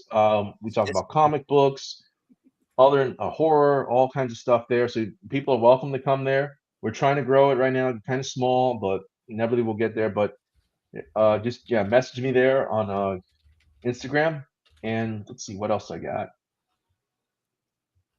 I have a defunct YouTube channel, so if you guys want to check that out. I haven't really done much there lately. I've just been so busy, but I post a lot of lore videos there, having to do with the Unholy Slaying Agency.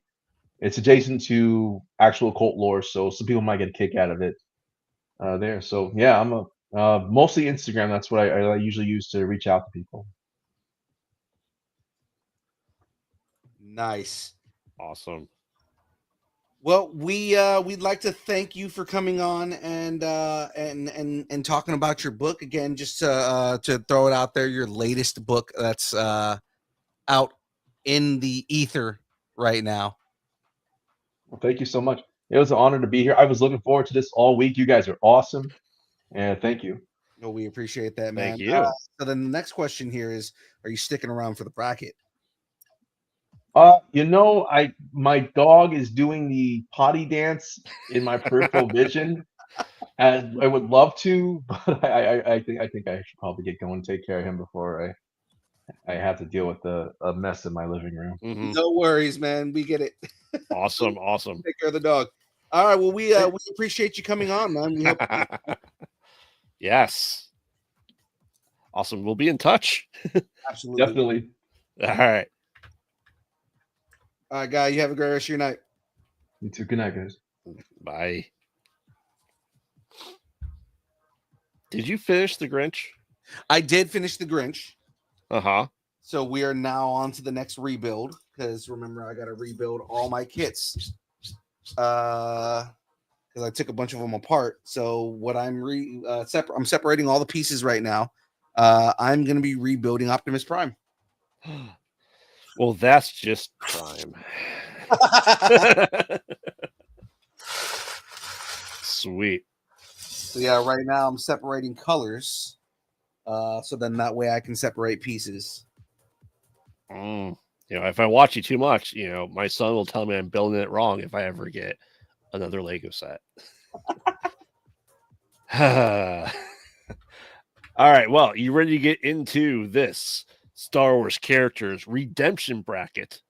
Hopefully redemption bracket. Yes, I am ready for this. Looks like we got a decent amount of people in the chat. So guys, we're gonna need each and every one of you to weigh in on this, right? If you are new to distance nerding and don't know how the brackets work, I was captivated by the Lego build the entire time. If you are unaware of how we do this, basically the idea is we do a bracket, and the chat gets to vote on who wins that bracket. So we are doing a best Star Wars character bracket. Yep.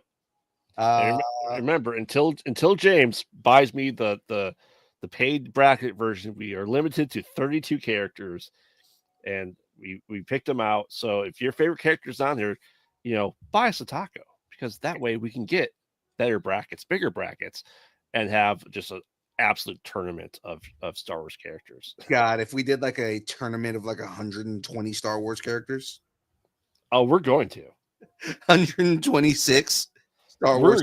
We are absolutely doing a summer of somehow the brackets come back.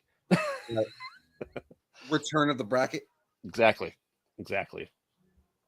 All right. So first up, say along saying Padme is going to win again. We'll see. You fucking put that evil on me, Ricky Bobby.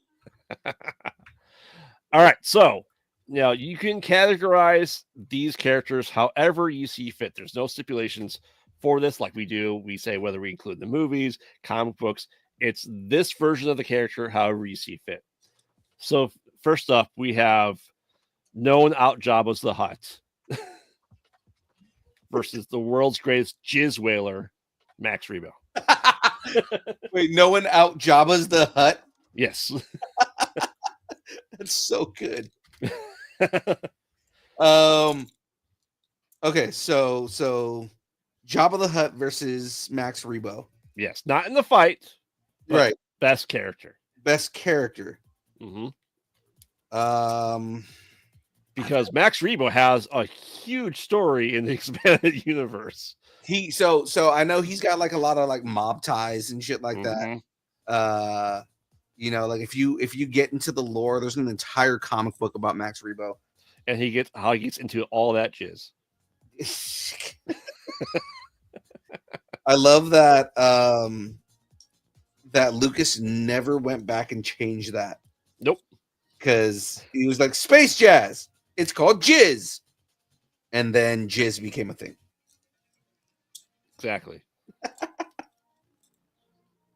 I mean, at some point in time, Luke probably asked Uncle Owen Abreu, can I get to that new jizz everyone's been talking about? It's what makes me laugh about that, it's like Dave Chappelle. Mm-hmm. He goes, you know, the best part about skeet is nobody knows. White people don't know what it means yet. Skeet, skeet, skeet, skeet, skeet. Yeah. Goes, white people gonna learn what it means, then go, what have we done? Oh my God, what have we done? Exactly. I mean, Max Rebo, like I said, Max Rebo I just threw out here just because he's the greatest of all time. Greatest blue elephant jizz whaler ever in Star Wars universe. I was gonna say, you said greatest blue elephant, and it's like, oh, are we throwing Neil out under the bus? Yeah. Neil's a great character, man. Oh, okay. He's no jizz whaler. Come on. What's he done with his life? He just wants to go home. All right. True. Max just wants to play music for you. That being said, Jabba the Hutt is my pick. You know, he is the gangster, right? Yeah. And it like I said, in the EU, he gets well put into it more. The entire Hutt clan is just like a Black Sun competitor, and it's amazing. Yeah, no, I'm 100% a Max Rebo. I'm behind Max Rebo on this. No, I'm fucking with you. It's Jabba the Hutt for sure. What? That's crazy. Yeah, it's. I just had to throw him on there just for funsies. And it's okay, Max Rebo. We still love you. We want your jizz to coat our ears. Oh my god. We want your jizz to coat our ears. Mm-hmm. Nothing wrong with that. I'm just speaking Star Wars music. Come on, man. Phrasing. All right. Well, DeLong said Max Rebo. Say Wong says Jabba the Hutt. I think Jabba's going to move on. Without a doubt. All right. Next up, this is going to be a doozy. Because like I said, generally these are all powerful, well-liked characters. Qui-Gon Jinn versus Boba Fett. Oh god. Mm-hmm. That's a hard one, man. It is. It really, really is. And like I said, other than 30 of the 32 went into my normal shuffle when I do this, right? Except for 2 characters where I had to make sure they did line up. Just for it. Yeah, just to redeem the chat. Yeah. Yep. Or disappoint us even more. I'm sure they're going to disappoint us. It's possible.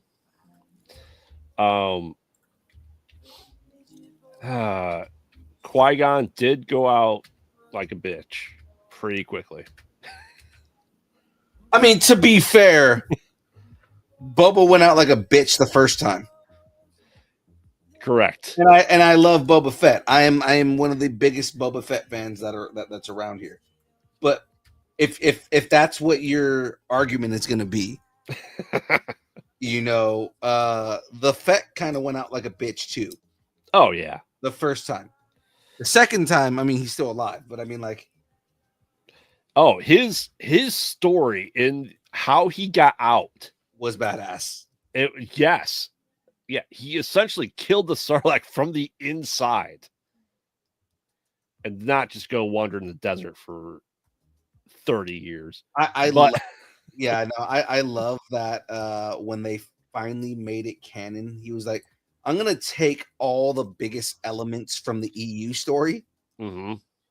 Given, like, you know, that story was he fucking stabbed a Sarlacc from the inside of its own stomach. Yep. Like, that's so dope. Oh yeah, and he wore essentially the stormtrooper armor to get out too. Yeah. He continued on after that to become the fucking Mandalore. He does become Mandalore. So I mean, yeah, he reunited all of Mandalore himself. It was him. Now here's the thing: Qui-Gon Jinn Mm-hmm. is the reason that Gray Jedi exist in Star Wars. He also gave us a kid who hates sand. So true. You are not wrong there. He did give us sand. Gets everywhere. Yep. Or rough. So fucking emo. Yeah. And technically, in canonicity, he is the first person to ever come back as a Force ghost. Yes. Somehow. in the 100,000 years the Jedi's existed, he was the first person to do it, and everyone after him was able to do it. He must have unlocked that power. He must have been like, If you really look at it, though, like the characters who were able to come back as Force ghosts after that, mhm. they're all pretty powerful Jedi. They weren't like just like, pushover Jedi. It's not like why the first name that came to my mind was a badass dude. I'm sitting here trying to think of like just like an average Jedi, and I'm like, well, Pong Krell. Oh fuck, Pong Krell was actually pretty dope. Yeah. I don't know. It's a tough one because hell, even Leia comes back as a Force ghost, and Han, I guess. Did Han come back as a fucking Force ghost? He came back and talked to Kylo Ren on the whatever big ass pieces of the Death Star. That's right. We all forget Episode 9. And that's okay. I'm gonna admit that like half of Episode 9, I'm just like, I've put out of my mind. Something Palpatine, something I love you, something Emperor's Return, something I am now Skywalker. I like how pretty much the entire chat is saying the Fett. Oh, easily. But what do you say? I love Qui-Gon Jinn. Mm-hmm. I think he is a very well thought out character, especially given that the only reason that he is not on the council is because he is a Grey Jedi. Yes, but I love the Fett that much more, so I'm going for the Fett. Yeah, like I said, the EU up until, let's face it, the Book of Boba Fett and all that shit that has come since, I adhere to the EU for that, for Boba Fett. I didn't completely hate Book of Boba Fett, but I do. My one gripe on Book of Boba Fett is the same gripe that I'm forgetting his name. I always forget everybody's names. The actor that plays Boba Fett. I can't say his name right. It's Temah, right? Tamora Morrison. Yeah. So my gripe with Boba Fett is the same gripe that Tamora had. Mm-hmm. Tamora said this in an interview like later on after the show aired. He talks too much. He does. He talks way too much. The best part about Boba Fett is he essentially was the man with no name. Yes. He seldomly talks, and anything that came out of his mouth was usually something that was that was like meaningful. Right. Yeah. He's like Silent Bob. He only spoke when something powerful to say. Right. And then Book of Boba Fett, they kind of just gave him too many lines. Like you could have done Good, the Bad, and the Ugly with Boba Fett, and it would have been fine. Mm-hmm.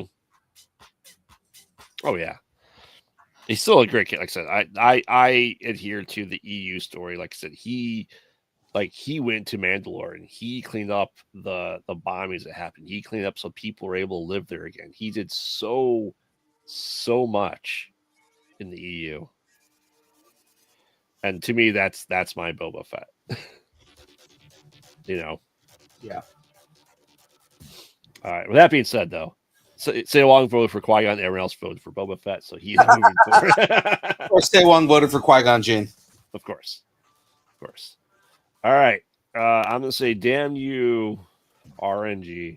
Damn you, you damn dirty ape. Leia versus Jyn Erso.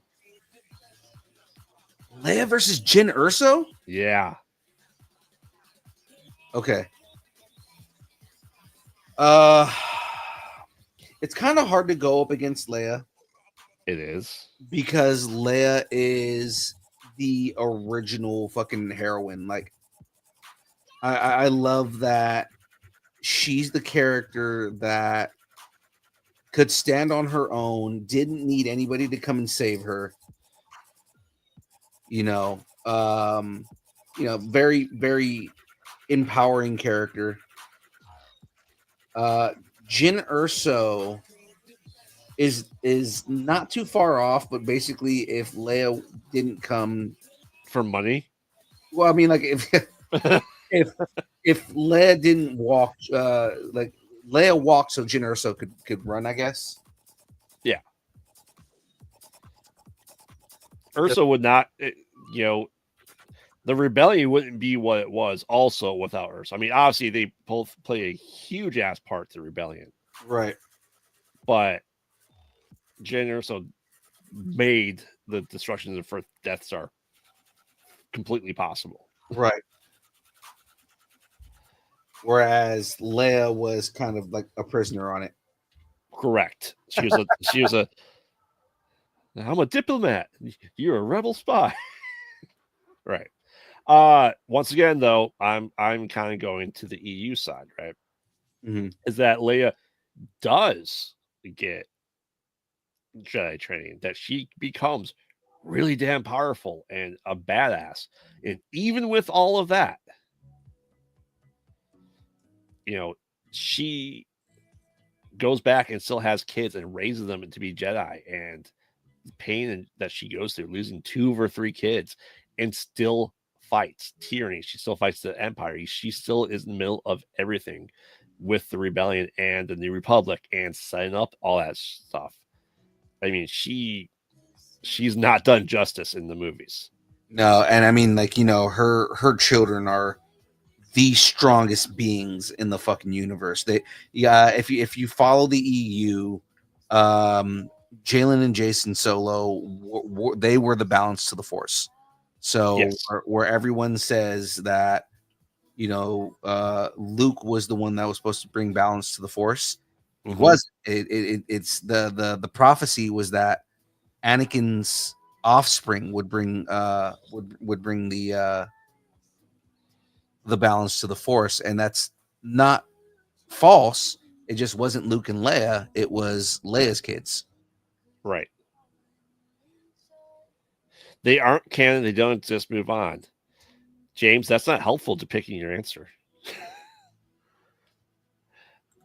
But yeah, I mean, I don't know. It's a tough choice. Like I said, if you went solely by movie standards,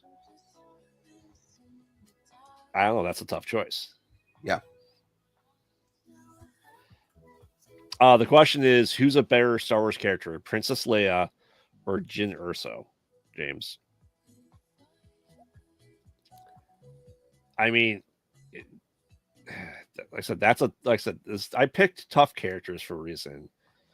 And is Leia an absolute badass? Yes. Yeah, she absolutely is. Did I trim my beard? I did not. Did not, James. It's just like kempt today.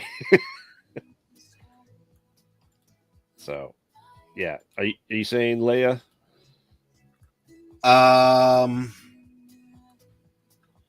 Yeah, I think I'm going Leia. As much as I don't want to get rid of Jyn Erso, I mean, we kind of don't have a choice. It's either or, Right.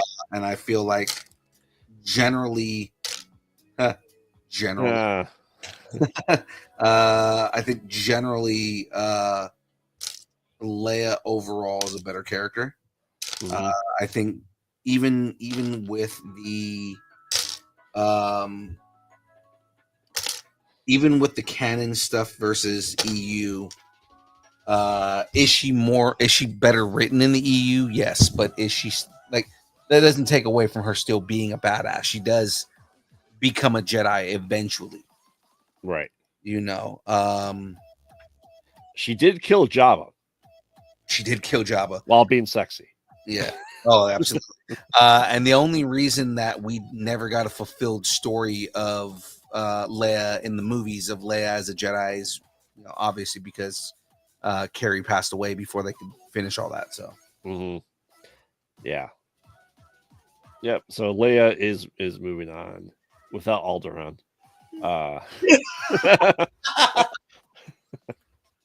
Just a piece of it, like the Astro Crag from Guts. All right. Again, just everything happening in all the wrong places. Mm-hmm. All right. Next up is this Moff Tarkin. Moff Tarkin? Yeah, Moff.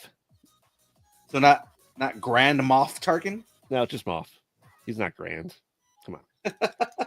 Peter Cushing's grand.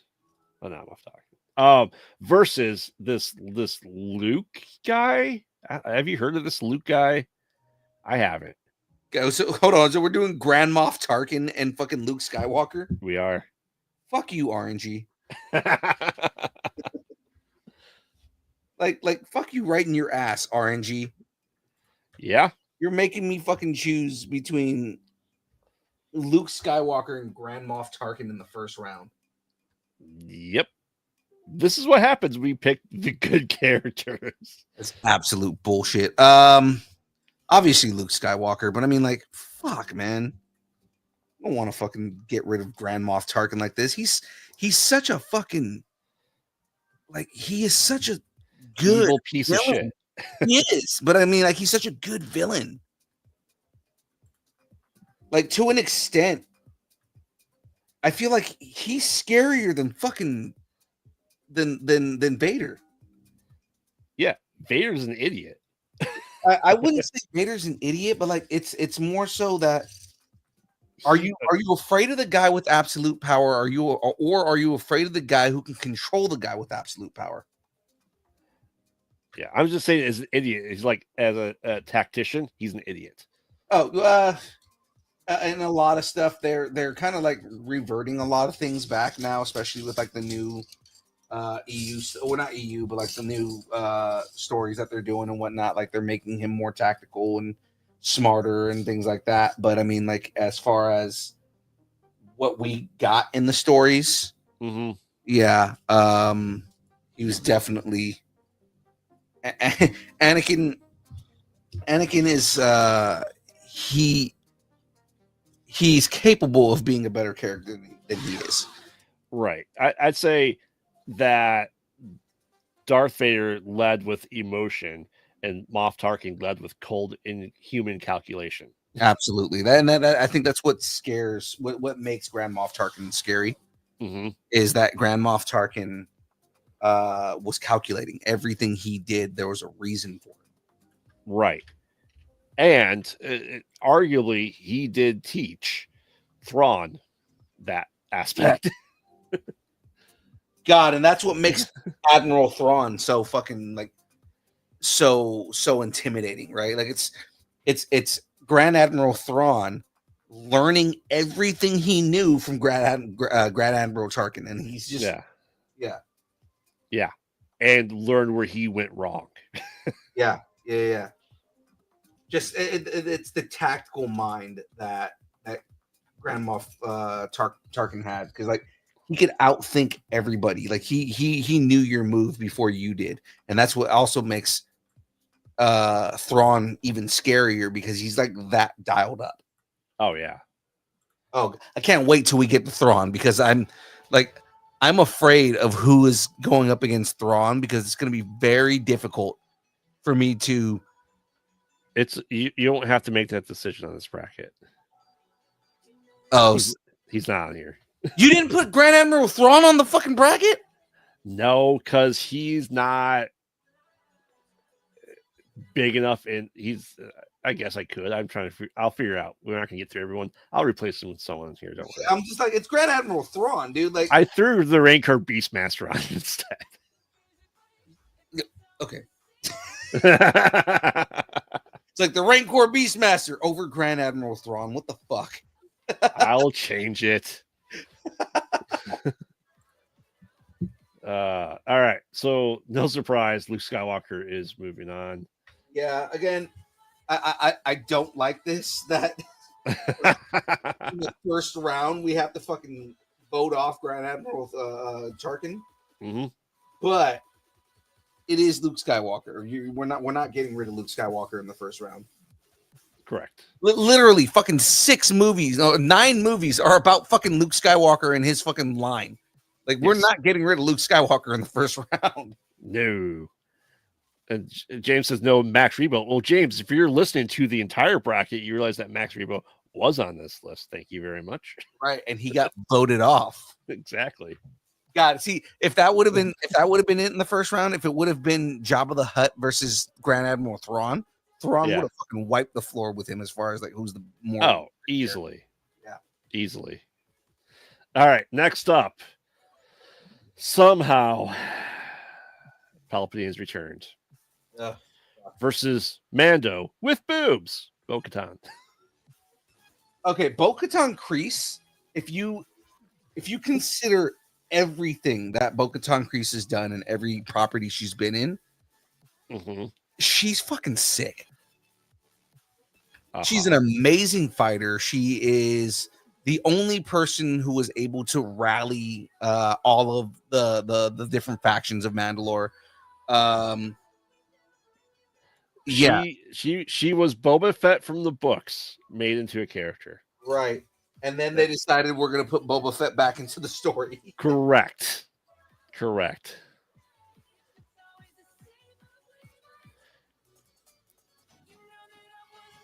But she lost to Palpatine, though. Really. The Night of 1,000 Tears. That's right. I mean, if you want to say they're in the fight, you can go right ahead. But I mean, Palpatine has come back as the villain in 3 trilogies. The thing with Palpatine though was it wasn't a direct fight. You know, like yes, Palpatine won, but it was more so because he did a scorched earth campaign on Mandalore. Right. Yes. It's very true. Yeah. He basically literally glassed the planet. Right. That's what else would you do with them? Right? Yeah. Big ass threat. Well, we'll show them. And it's a trip because at that point, Mandalore was quote unquote peaceful. To the rest of the world, sure. Well, like I said, quote unquote peaceful. But it was more so he understood the threat that they posed because you have a galactic war that breaks out. Mm-hmm. You the first people you want to deal with are how look at these these warrior people, even though they're peaceful now. Mm-hmm. You know, it's not like they stopped their practice. Like they're, you know, the majority of people who were tired of the peace and wanted to go the old way became mercenaries, and then of course and bounty hunters and everything like that. And then of course you have all of the fucking crazy sects like the they're zealots. Yeah, the zealots. Yep. Right? The what were the children of I'm trying to remember their names. I don't remember. The fucking death cult, man. But I mean, like, it's Yeah. The cult that fucking Din Djarin is a part of. Yeah. That he doesn't know that he's a part of a cult. It's great. Right. It's so well written that Din Djarin doesn't know he's in a cult. It's so good. Exactly. So I guess the question is then, who's a better character? Palpatine or Bo-Katan? Death Watch. Death Thank you, Watch. Sewong. Yes. Death Watch is who we're thinking of. Who's the better character, Bo-Katan Kryze or Shreve Palpatine? Exactly. The fucking senator from Naboo. Remember, I was going to have a beer during the March of the Imperials beer fest I was going to do at the brewery I was at, and the beer is going to be called Unbesheevable. Unbesheevable. That is unbesheevable. Exactly. Ooh, Sewong's saying the Emperor. Sewong's going Emperor Palpatine, huh? Yep. I mean, I can make an argument for Shreve just because he like Shreve's whole thing is one, he changed the fucking rules Mm-hmm. because remember at one point, you know, at the norm in the entire galaxy as far as Sith go, it was the rule of 2, and he created the rule of 1. Yep. Just so that he could consolidate absolute power. Yes. And he had that amount of power. He, you know, murdered his master. He killed. He also killed Sifo-Dyas Mm-hmm. in order to create the unholy set of monsters, 2 of them, in General Grievous, who was the first experiment, and then Anakin Skywalker and becoming Darth Vader. Right. I mean, essentially, for every planet, he has his own apprentice, Sith apprentice. On Yeah. this planet, there are blue people. I'll make a blue apprentice. If he dies, I have another. I have multiple apprentices. Exactly. Apprentice I, if you will. Yep. I like it. Bo is fantastic. Don't get me wrong. Yeah. But like, you know, just like how we can't really get rid of the Skywalker saga, it's just as much as the Palpatine saga. Kind of is, especially after they decided to make fucking they decided to make Rey his granddaughter. Yeah. But that was just because they had to change everything up. Oh, she's the nobody. Oh, fuck. Yep. We fixed this. Okay, she is a nobody. But she's also Palpatine's clone's daughter. But somehow granddaughter, which I don't think makes sense, because if it's your clone, if it's you, if I made a clone of me and they have a kid, that'd be my daughter, not my granddaughter. Right. That's technically his daughter, but I mean, like, you know, the way that they did it, because Palpatine considered him his son. The same way that Jango Fett considered Boba Fett his son. Even though technically Boba Fett is a clone. Correct. Yeah. So I'm going Palpatine because, like I said, I'm going back to the EU because if it wasn't for the Emperor and creating a clone from Luke's hand, we would never gotten Mara Jade. Yeah. So there's that. Like if we're going EU, Shreve is so much better written in the EU. Uh-huh. He was so much better of a character, and again, if you know kind of like the Meyer fucking story that is how Star Wars became what it became and why Palpatine got shoehorned into it, it had less to do with original plans and more to do with a certain executive at Disney saying, "Oh, you just put Palpatine in there. You know, everybody likes Palpatine." Yes.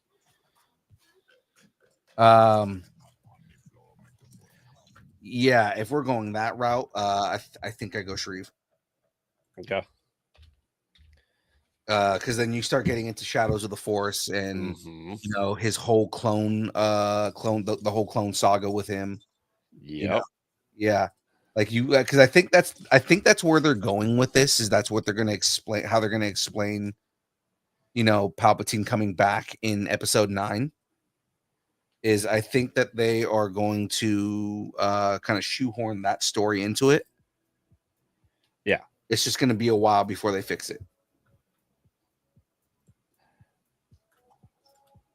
Yeah. It's like I said, don't get me wrong. Like I said, you pick good people on for a reason for this list to be difficult. But yeah, Palpatine does outbeat Bo-Katan just because, unfortunately. Are we still waiting for the explain to Palpatine to come back? James, did you not play Fortnite? Damn it. Come on. I don't. Did they actually put an explanation in the game? Yes, he had 2 sentences. I am back. fear me or something like that. And that's pretty much it. No, but yeah, the clone of him, hands down, is from the EU. That's Yeah. the only spot it came from. And that's the thing, is that the way he was written into the movie, for your average person, it makes absolutely no sense. Correct. For the rest of us who actually read the books, Mm-hmm. we know exactly what the hell is going on. Yeah. That's it. It's basically they're rehashing the Force essence. Yep. That's what he learned from Plagueis. Mm-hmm. He learned how to take his essence and transfer it into another body. And that's how you live forever. It's not, oh yeah, he can extend his life. No, it's that when his body gets old, he can move his essence into another body. And essentially what he did was he made a bunch of clones of himself and starts doing essence transfers. Shadows of the Force, the whole thing is about Luke finding the fucking the cloning facility, and God, that moment in the book where he walks into the facility and it's just like this million long fucking building with nothing but clones of Shri Palpatine. Mm-hmm. That's, yeah, you can almost say that Palpatine was the ultimate jizz whaler. He definitely wails on some jizz. Mm-hmm. All right, well, Phil, we're at that time. Are we? Yeah. Okay, let me do this last set of pieces just because I'm right in the middle of it and it'll leave me at a place in the book that makes sense. Okay. Yeah, I just need to separate these into bags just to make it easier for myself. But I figured, okay, well, let me at least do this. Yeah, and like a little bit of a build going. So while you're finishing up those last couple of pieces, I'll talk about who we have left on the bracket. Okay. We do have Finn, of course. We do have Mando himself, Han Solo, Rey Never Skywalker. Rey Never Skywalker. I will never call her a Skywalker. I'm sorry. If J.J. Abrams and Kathleen Kennedy want to come for me, I'll fight them for that. I actually think the original plan was for her to actually be a Skywalker. Yeah, it'd have been great that she could have been Jana and Ben could have been Jason. Right. I think it was either that or I want to say that the Bible that he wrote, she was supposed to be related to Luke, and that's why she has the Force vision when she grabs his lightsaber. Correct, because that makes no sense for the lightsaber to call out to a Palpatine. So yeah, at all. Zero. We have C-3PO. We have Cassian Andor. Yes. We have Grand Admiral Thrawn. Now, instead of the Rancor Beastmaster, he was going to go all the way. I understand. I do love the Rancor Beastmaster. Don't get me wrong. Him and his fucking crying moment when the fucking Rancor gets crushed. Yeah, he has his own story. In the EU, Tales from Jabba's Palace. Kylo Ren. But I mean, like, if we're throwing in, like powerful fucking characters, mm-hmm. and especially now that we're considering EU storylines, Grand Admiral Thrawn needs to be in there. Yes, I agree. Yoda, R2D2, Anakin Skywalker, Obi-Wan Kenobi, Cal Kestis, Moff Gideon, Chewbacca, Ahsoka Tano, Jar Jar Binks, everyone's fan favorite, Padme. He's no wanting crunching. Darth Maul, and sometimes we all just want to go home. Neil. I love that of all the characters to pull from that show. Yep. Because that's the only name of a character I know from the show. Oh, man. Neil's a good character. Sure. Well, yeah, sure. Whatever you say. when he picks up the keyboard and starts jizzing everywhere, it'd be fantastic. But until then, he's just a lonely blue elephant man, a kid that just wants to go home. There's a scene in the show where like, because he is kind of like fucking dead weight in comparison to everybody else.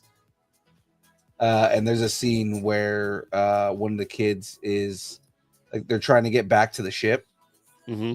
So he's climbing or she's climbing up like a cliff face, and he like freezes up because he's like afraid.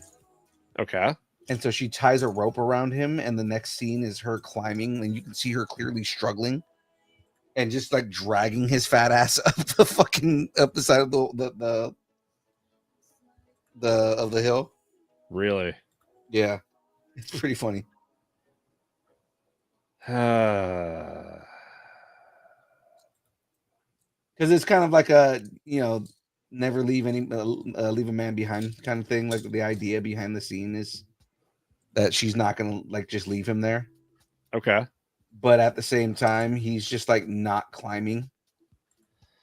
And I think part of it is also like, it's not that he doesn't want to climb. He like, he's trying to, but like he is like physically weak. So he can't climb the side of the cliff face. James says Neil has better hair than both of you. He does. That's fair. Neil also has an amazing trunk. Things you do with that trunk. Actually, I think the reason that he couldn't climb up the side of that cliff face was mostly because he is carrying a lot of extra weight in that trunk. All the cocaine, aka spice. Well, in their world, that trunk is the equivalent to a penis. So he is carrying a lot of dick weight. Got a lot of junk in that trunk, huh? Got a lot of junk in that trunk. Yes, Neil is on the bracket, James. James is like, why is Neil on the bracket? Like, why is Neil on the bracket? But at first, fucking Grand Admiral Thrawn wasn't.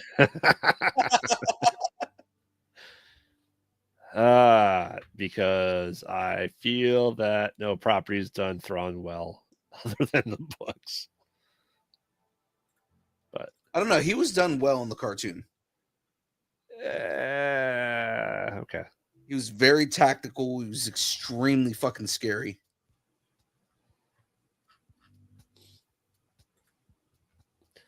I liked him better in the books, but that's just. I mean, he is still a better character in the books. I'll give you that. Clone Wars. Yes, he was in Clone Wars, James. Thank you. Oh, good. I for a second I thought I lost this piece. Yeah. And then I just found it. Ooh. Okay, so this is where I'm leaving it right here, just because if not, then I'm gonna go here all night. Hopefully I'll have a couple like Neil with all his junk in his trunk. With all the junk in his trunk. Mm-hmm. Literally. Let me go ahead and switch cameras here.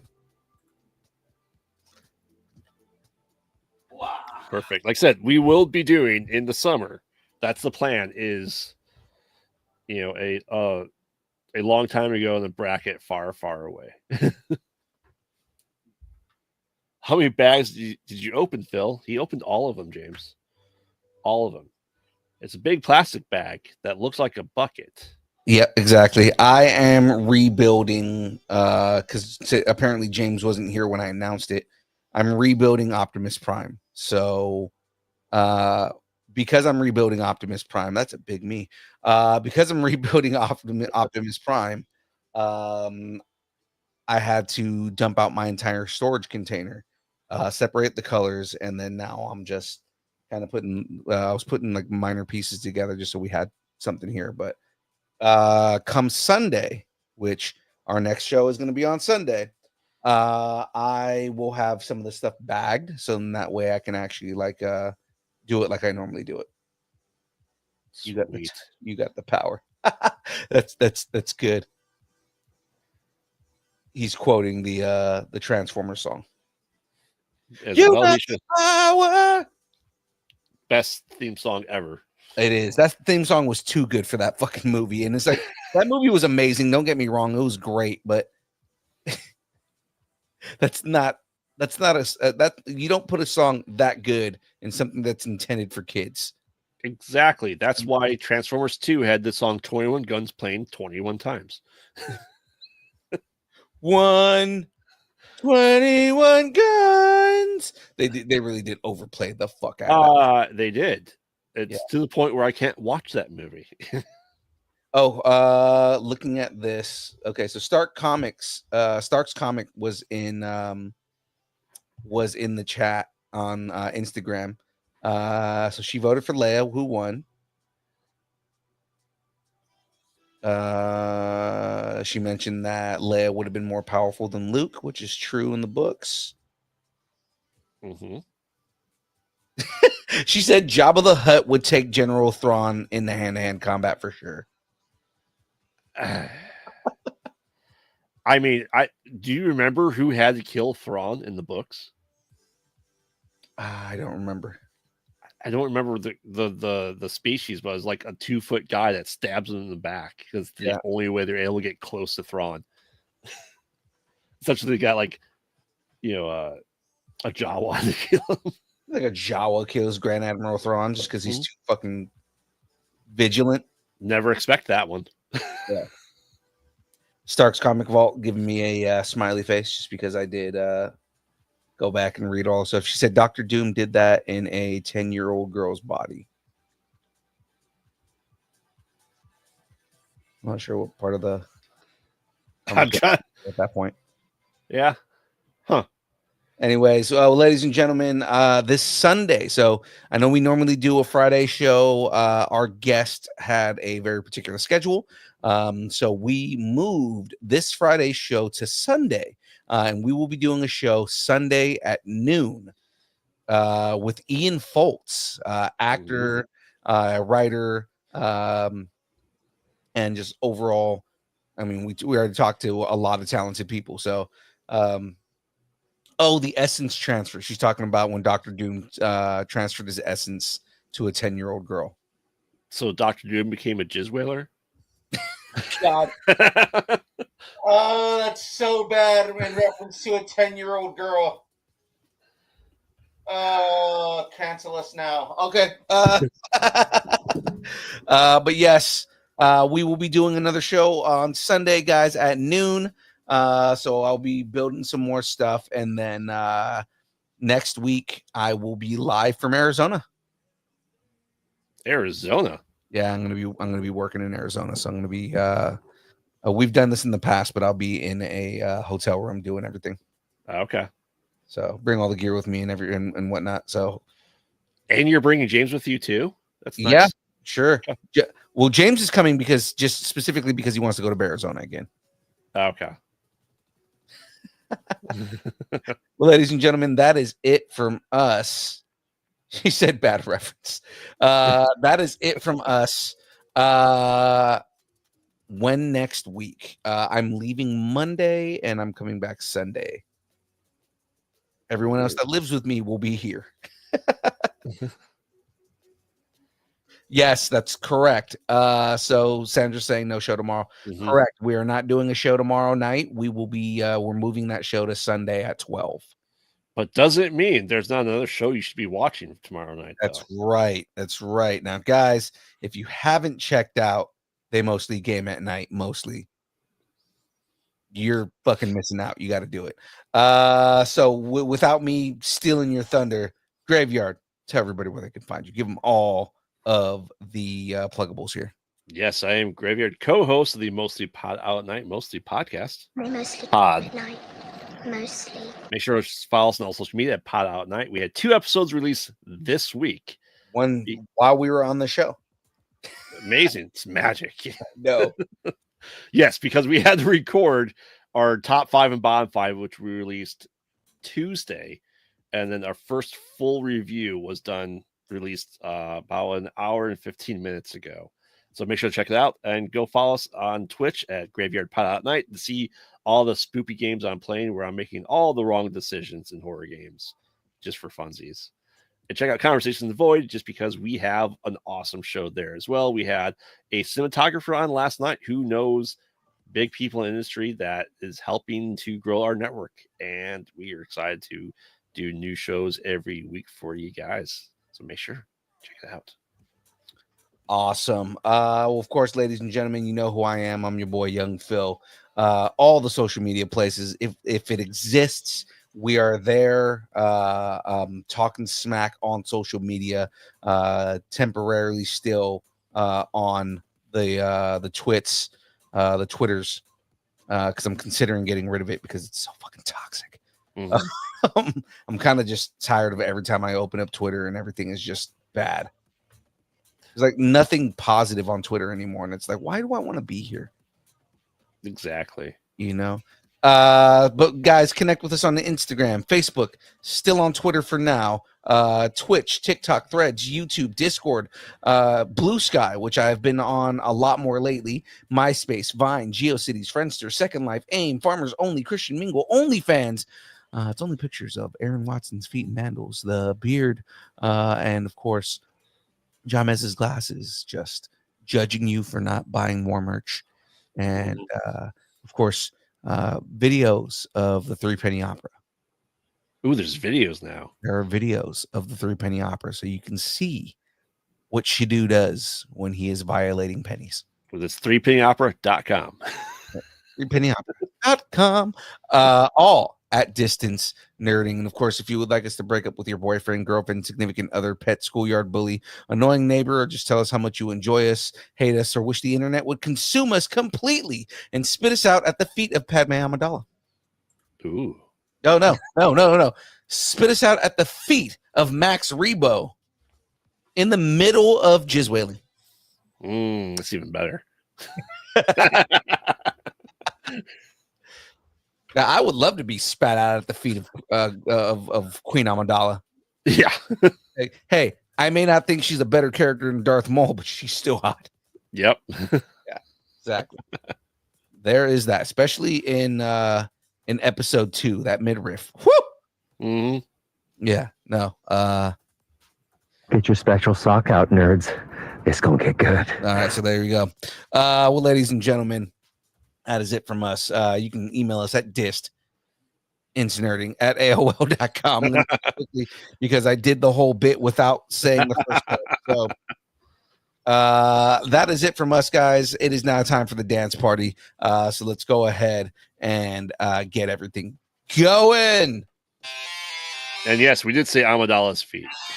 Yeah. Oh, yeah. Did someone say Amidala's feet?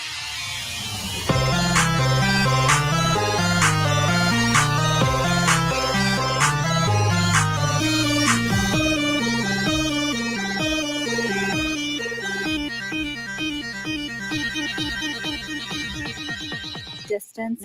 He's a little pale there. It's the fat when he spent 30 years in the desert. Apparently. He looks tired and tired of your shit. Dad bod Boba Fett. Yeah. Yeah.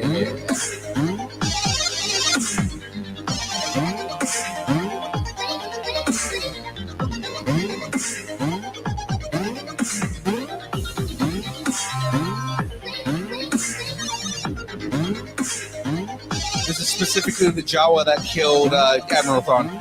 Exactly. He can almost call him a cool Jawa if you would. The very cool Jawa. He just screams routini. Wait, I have that. Where's it at? Right here. We'll see everybody on Sunday.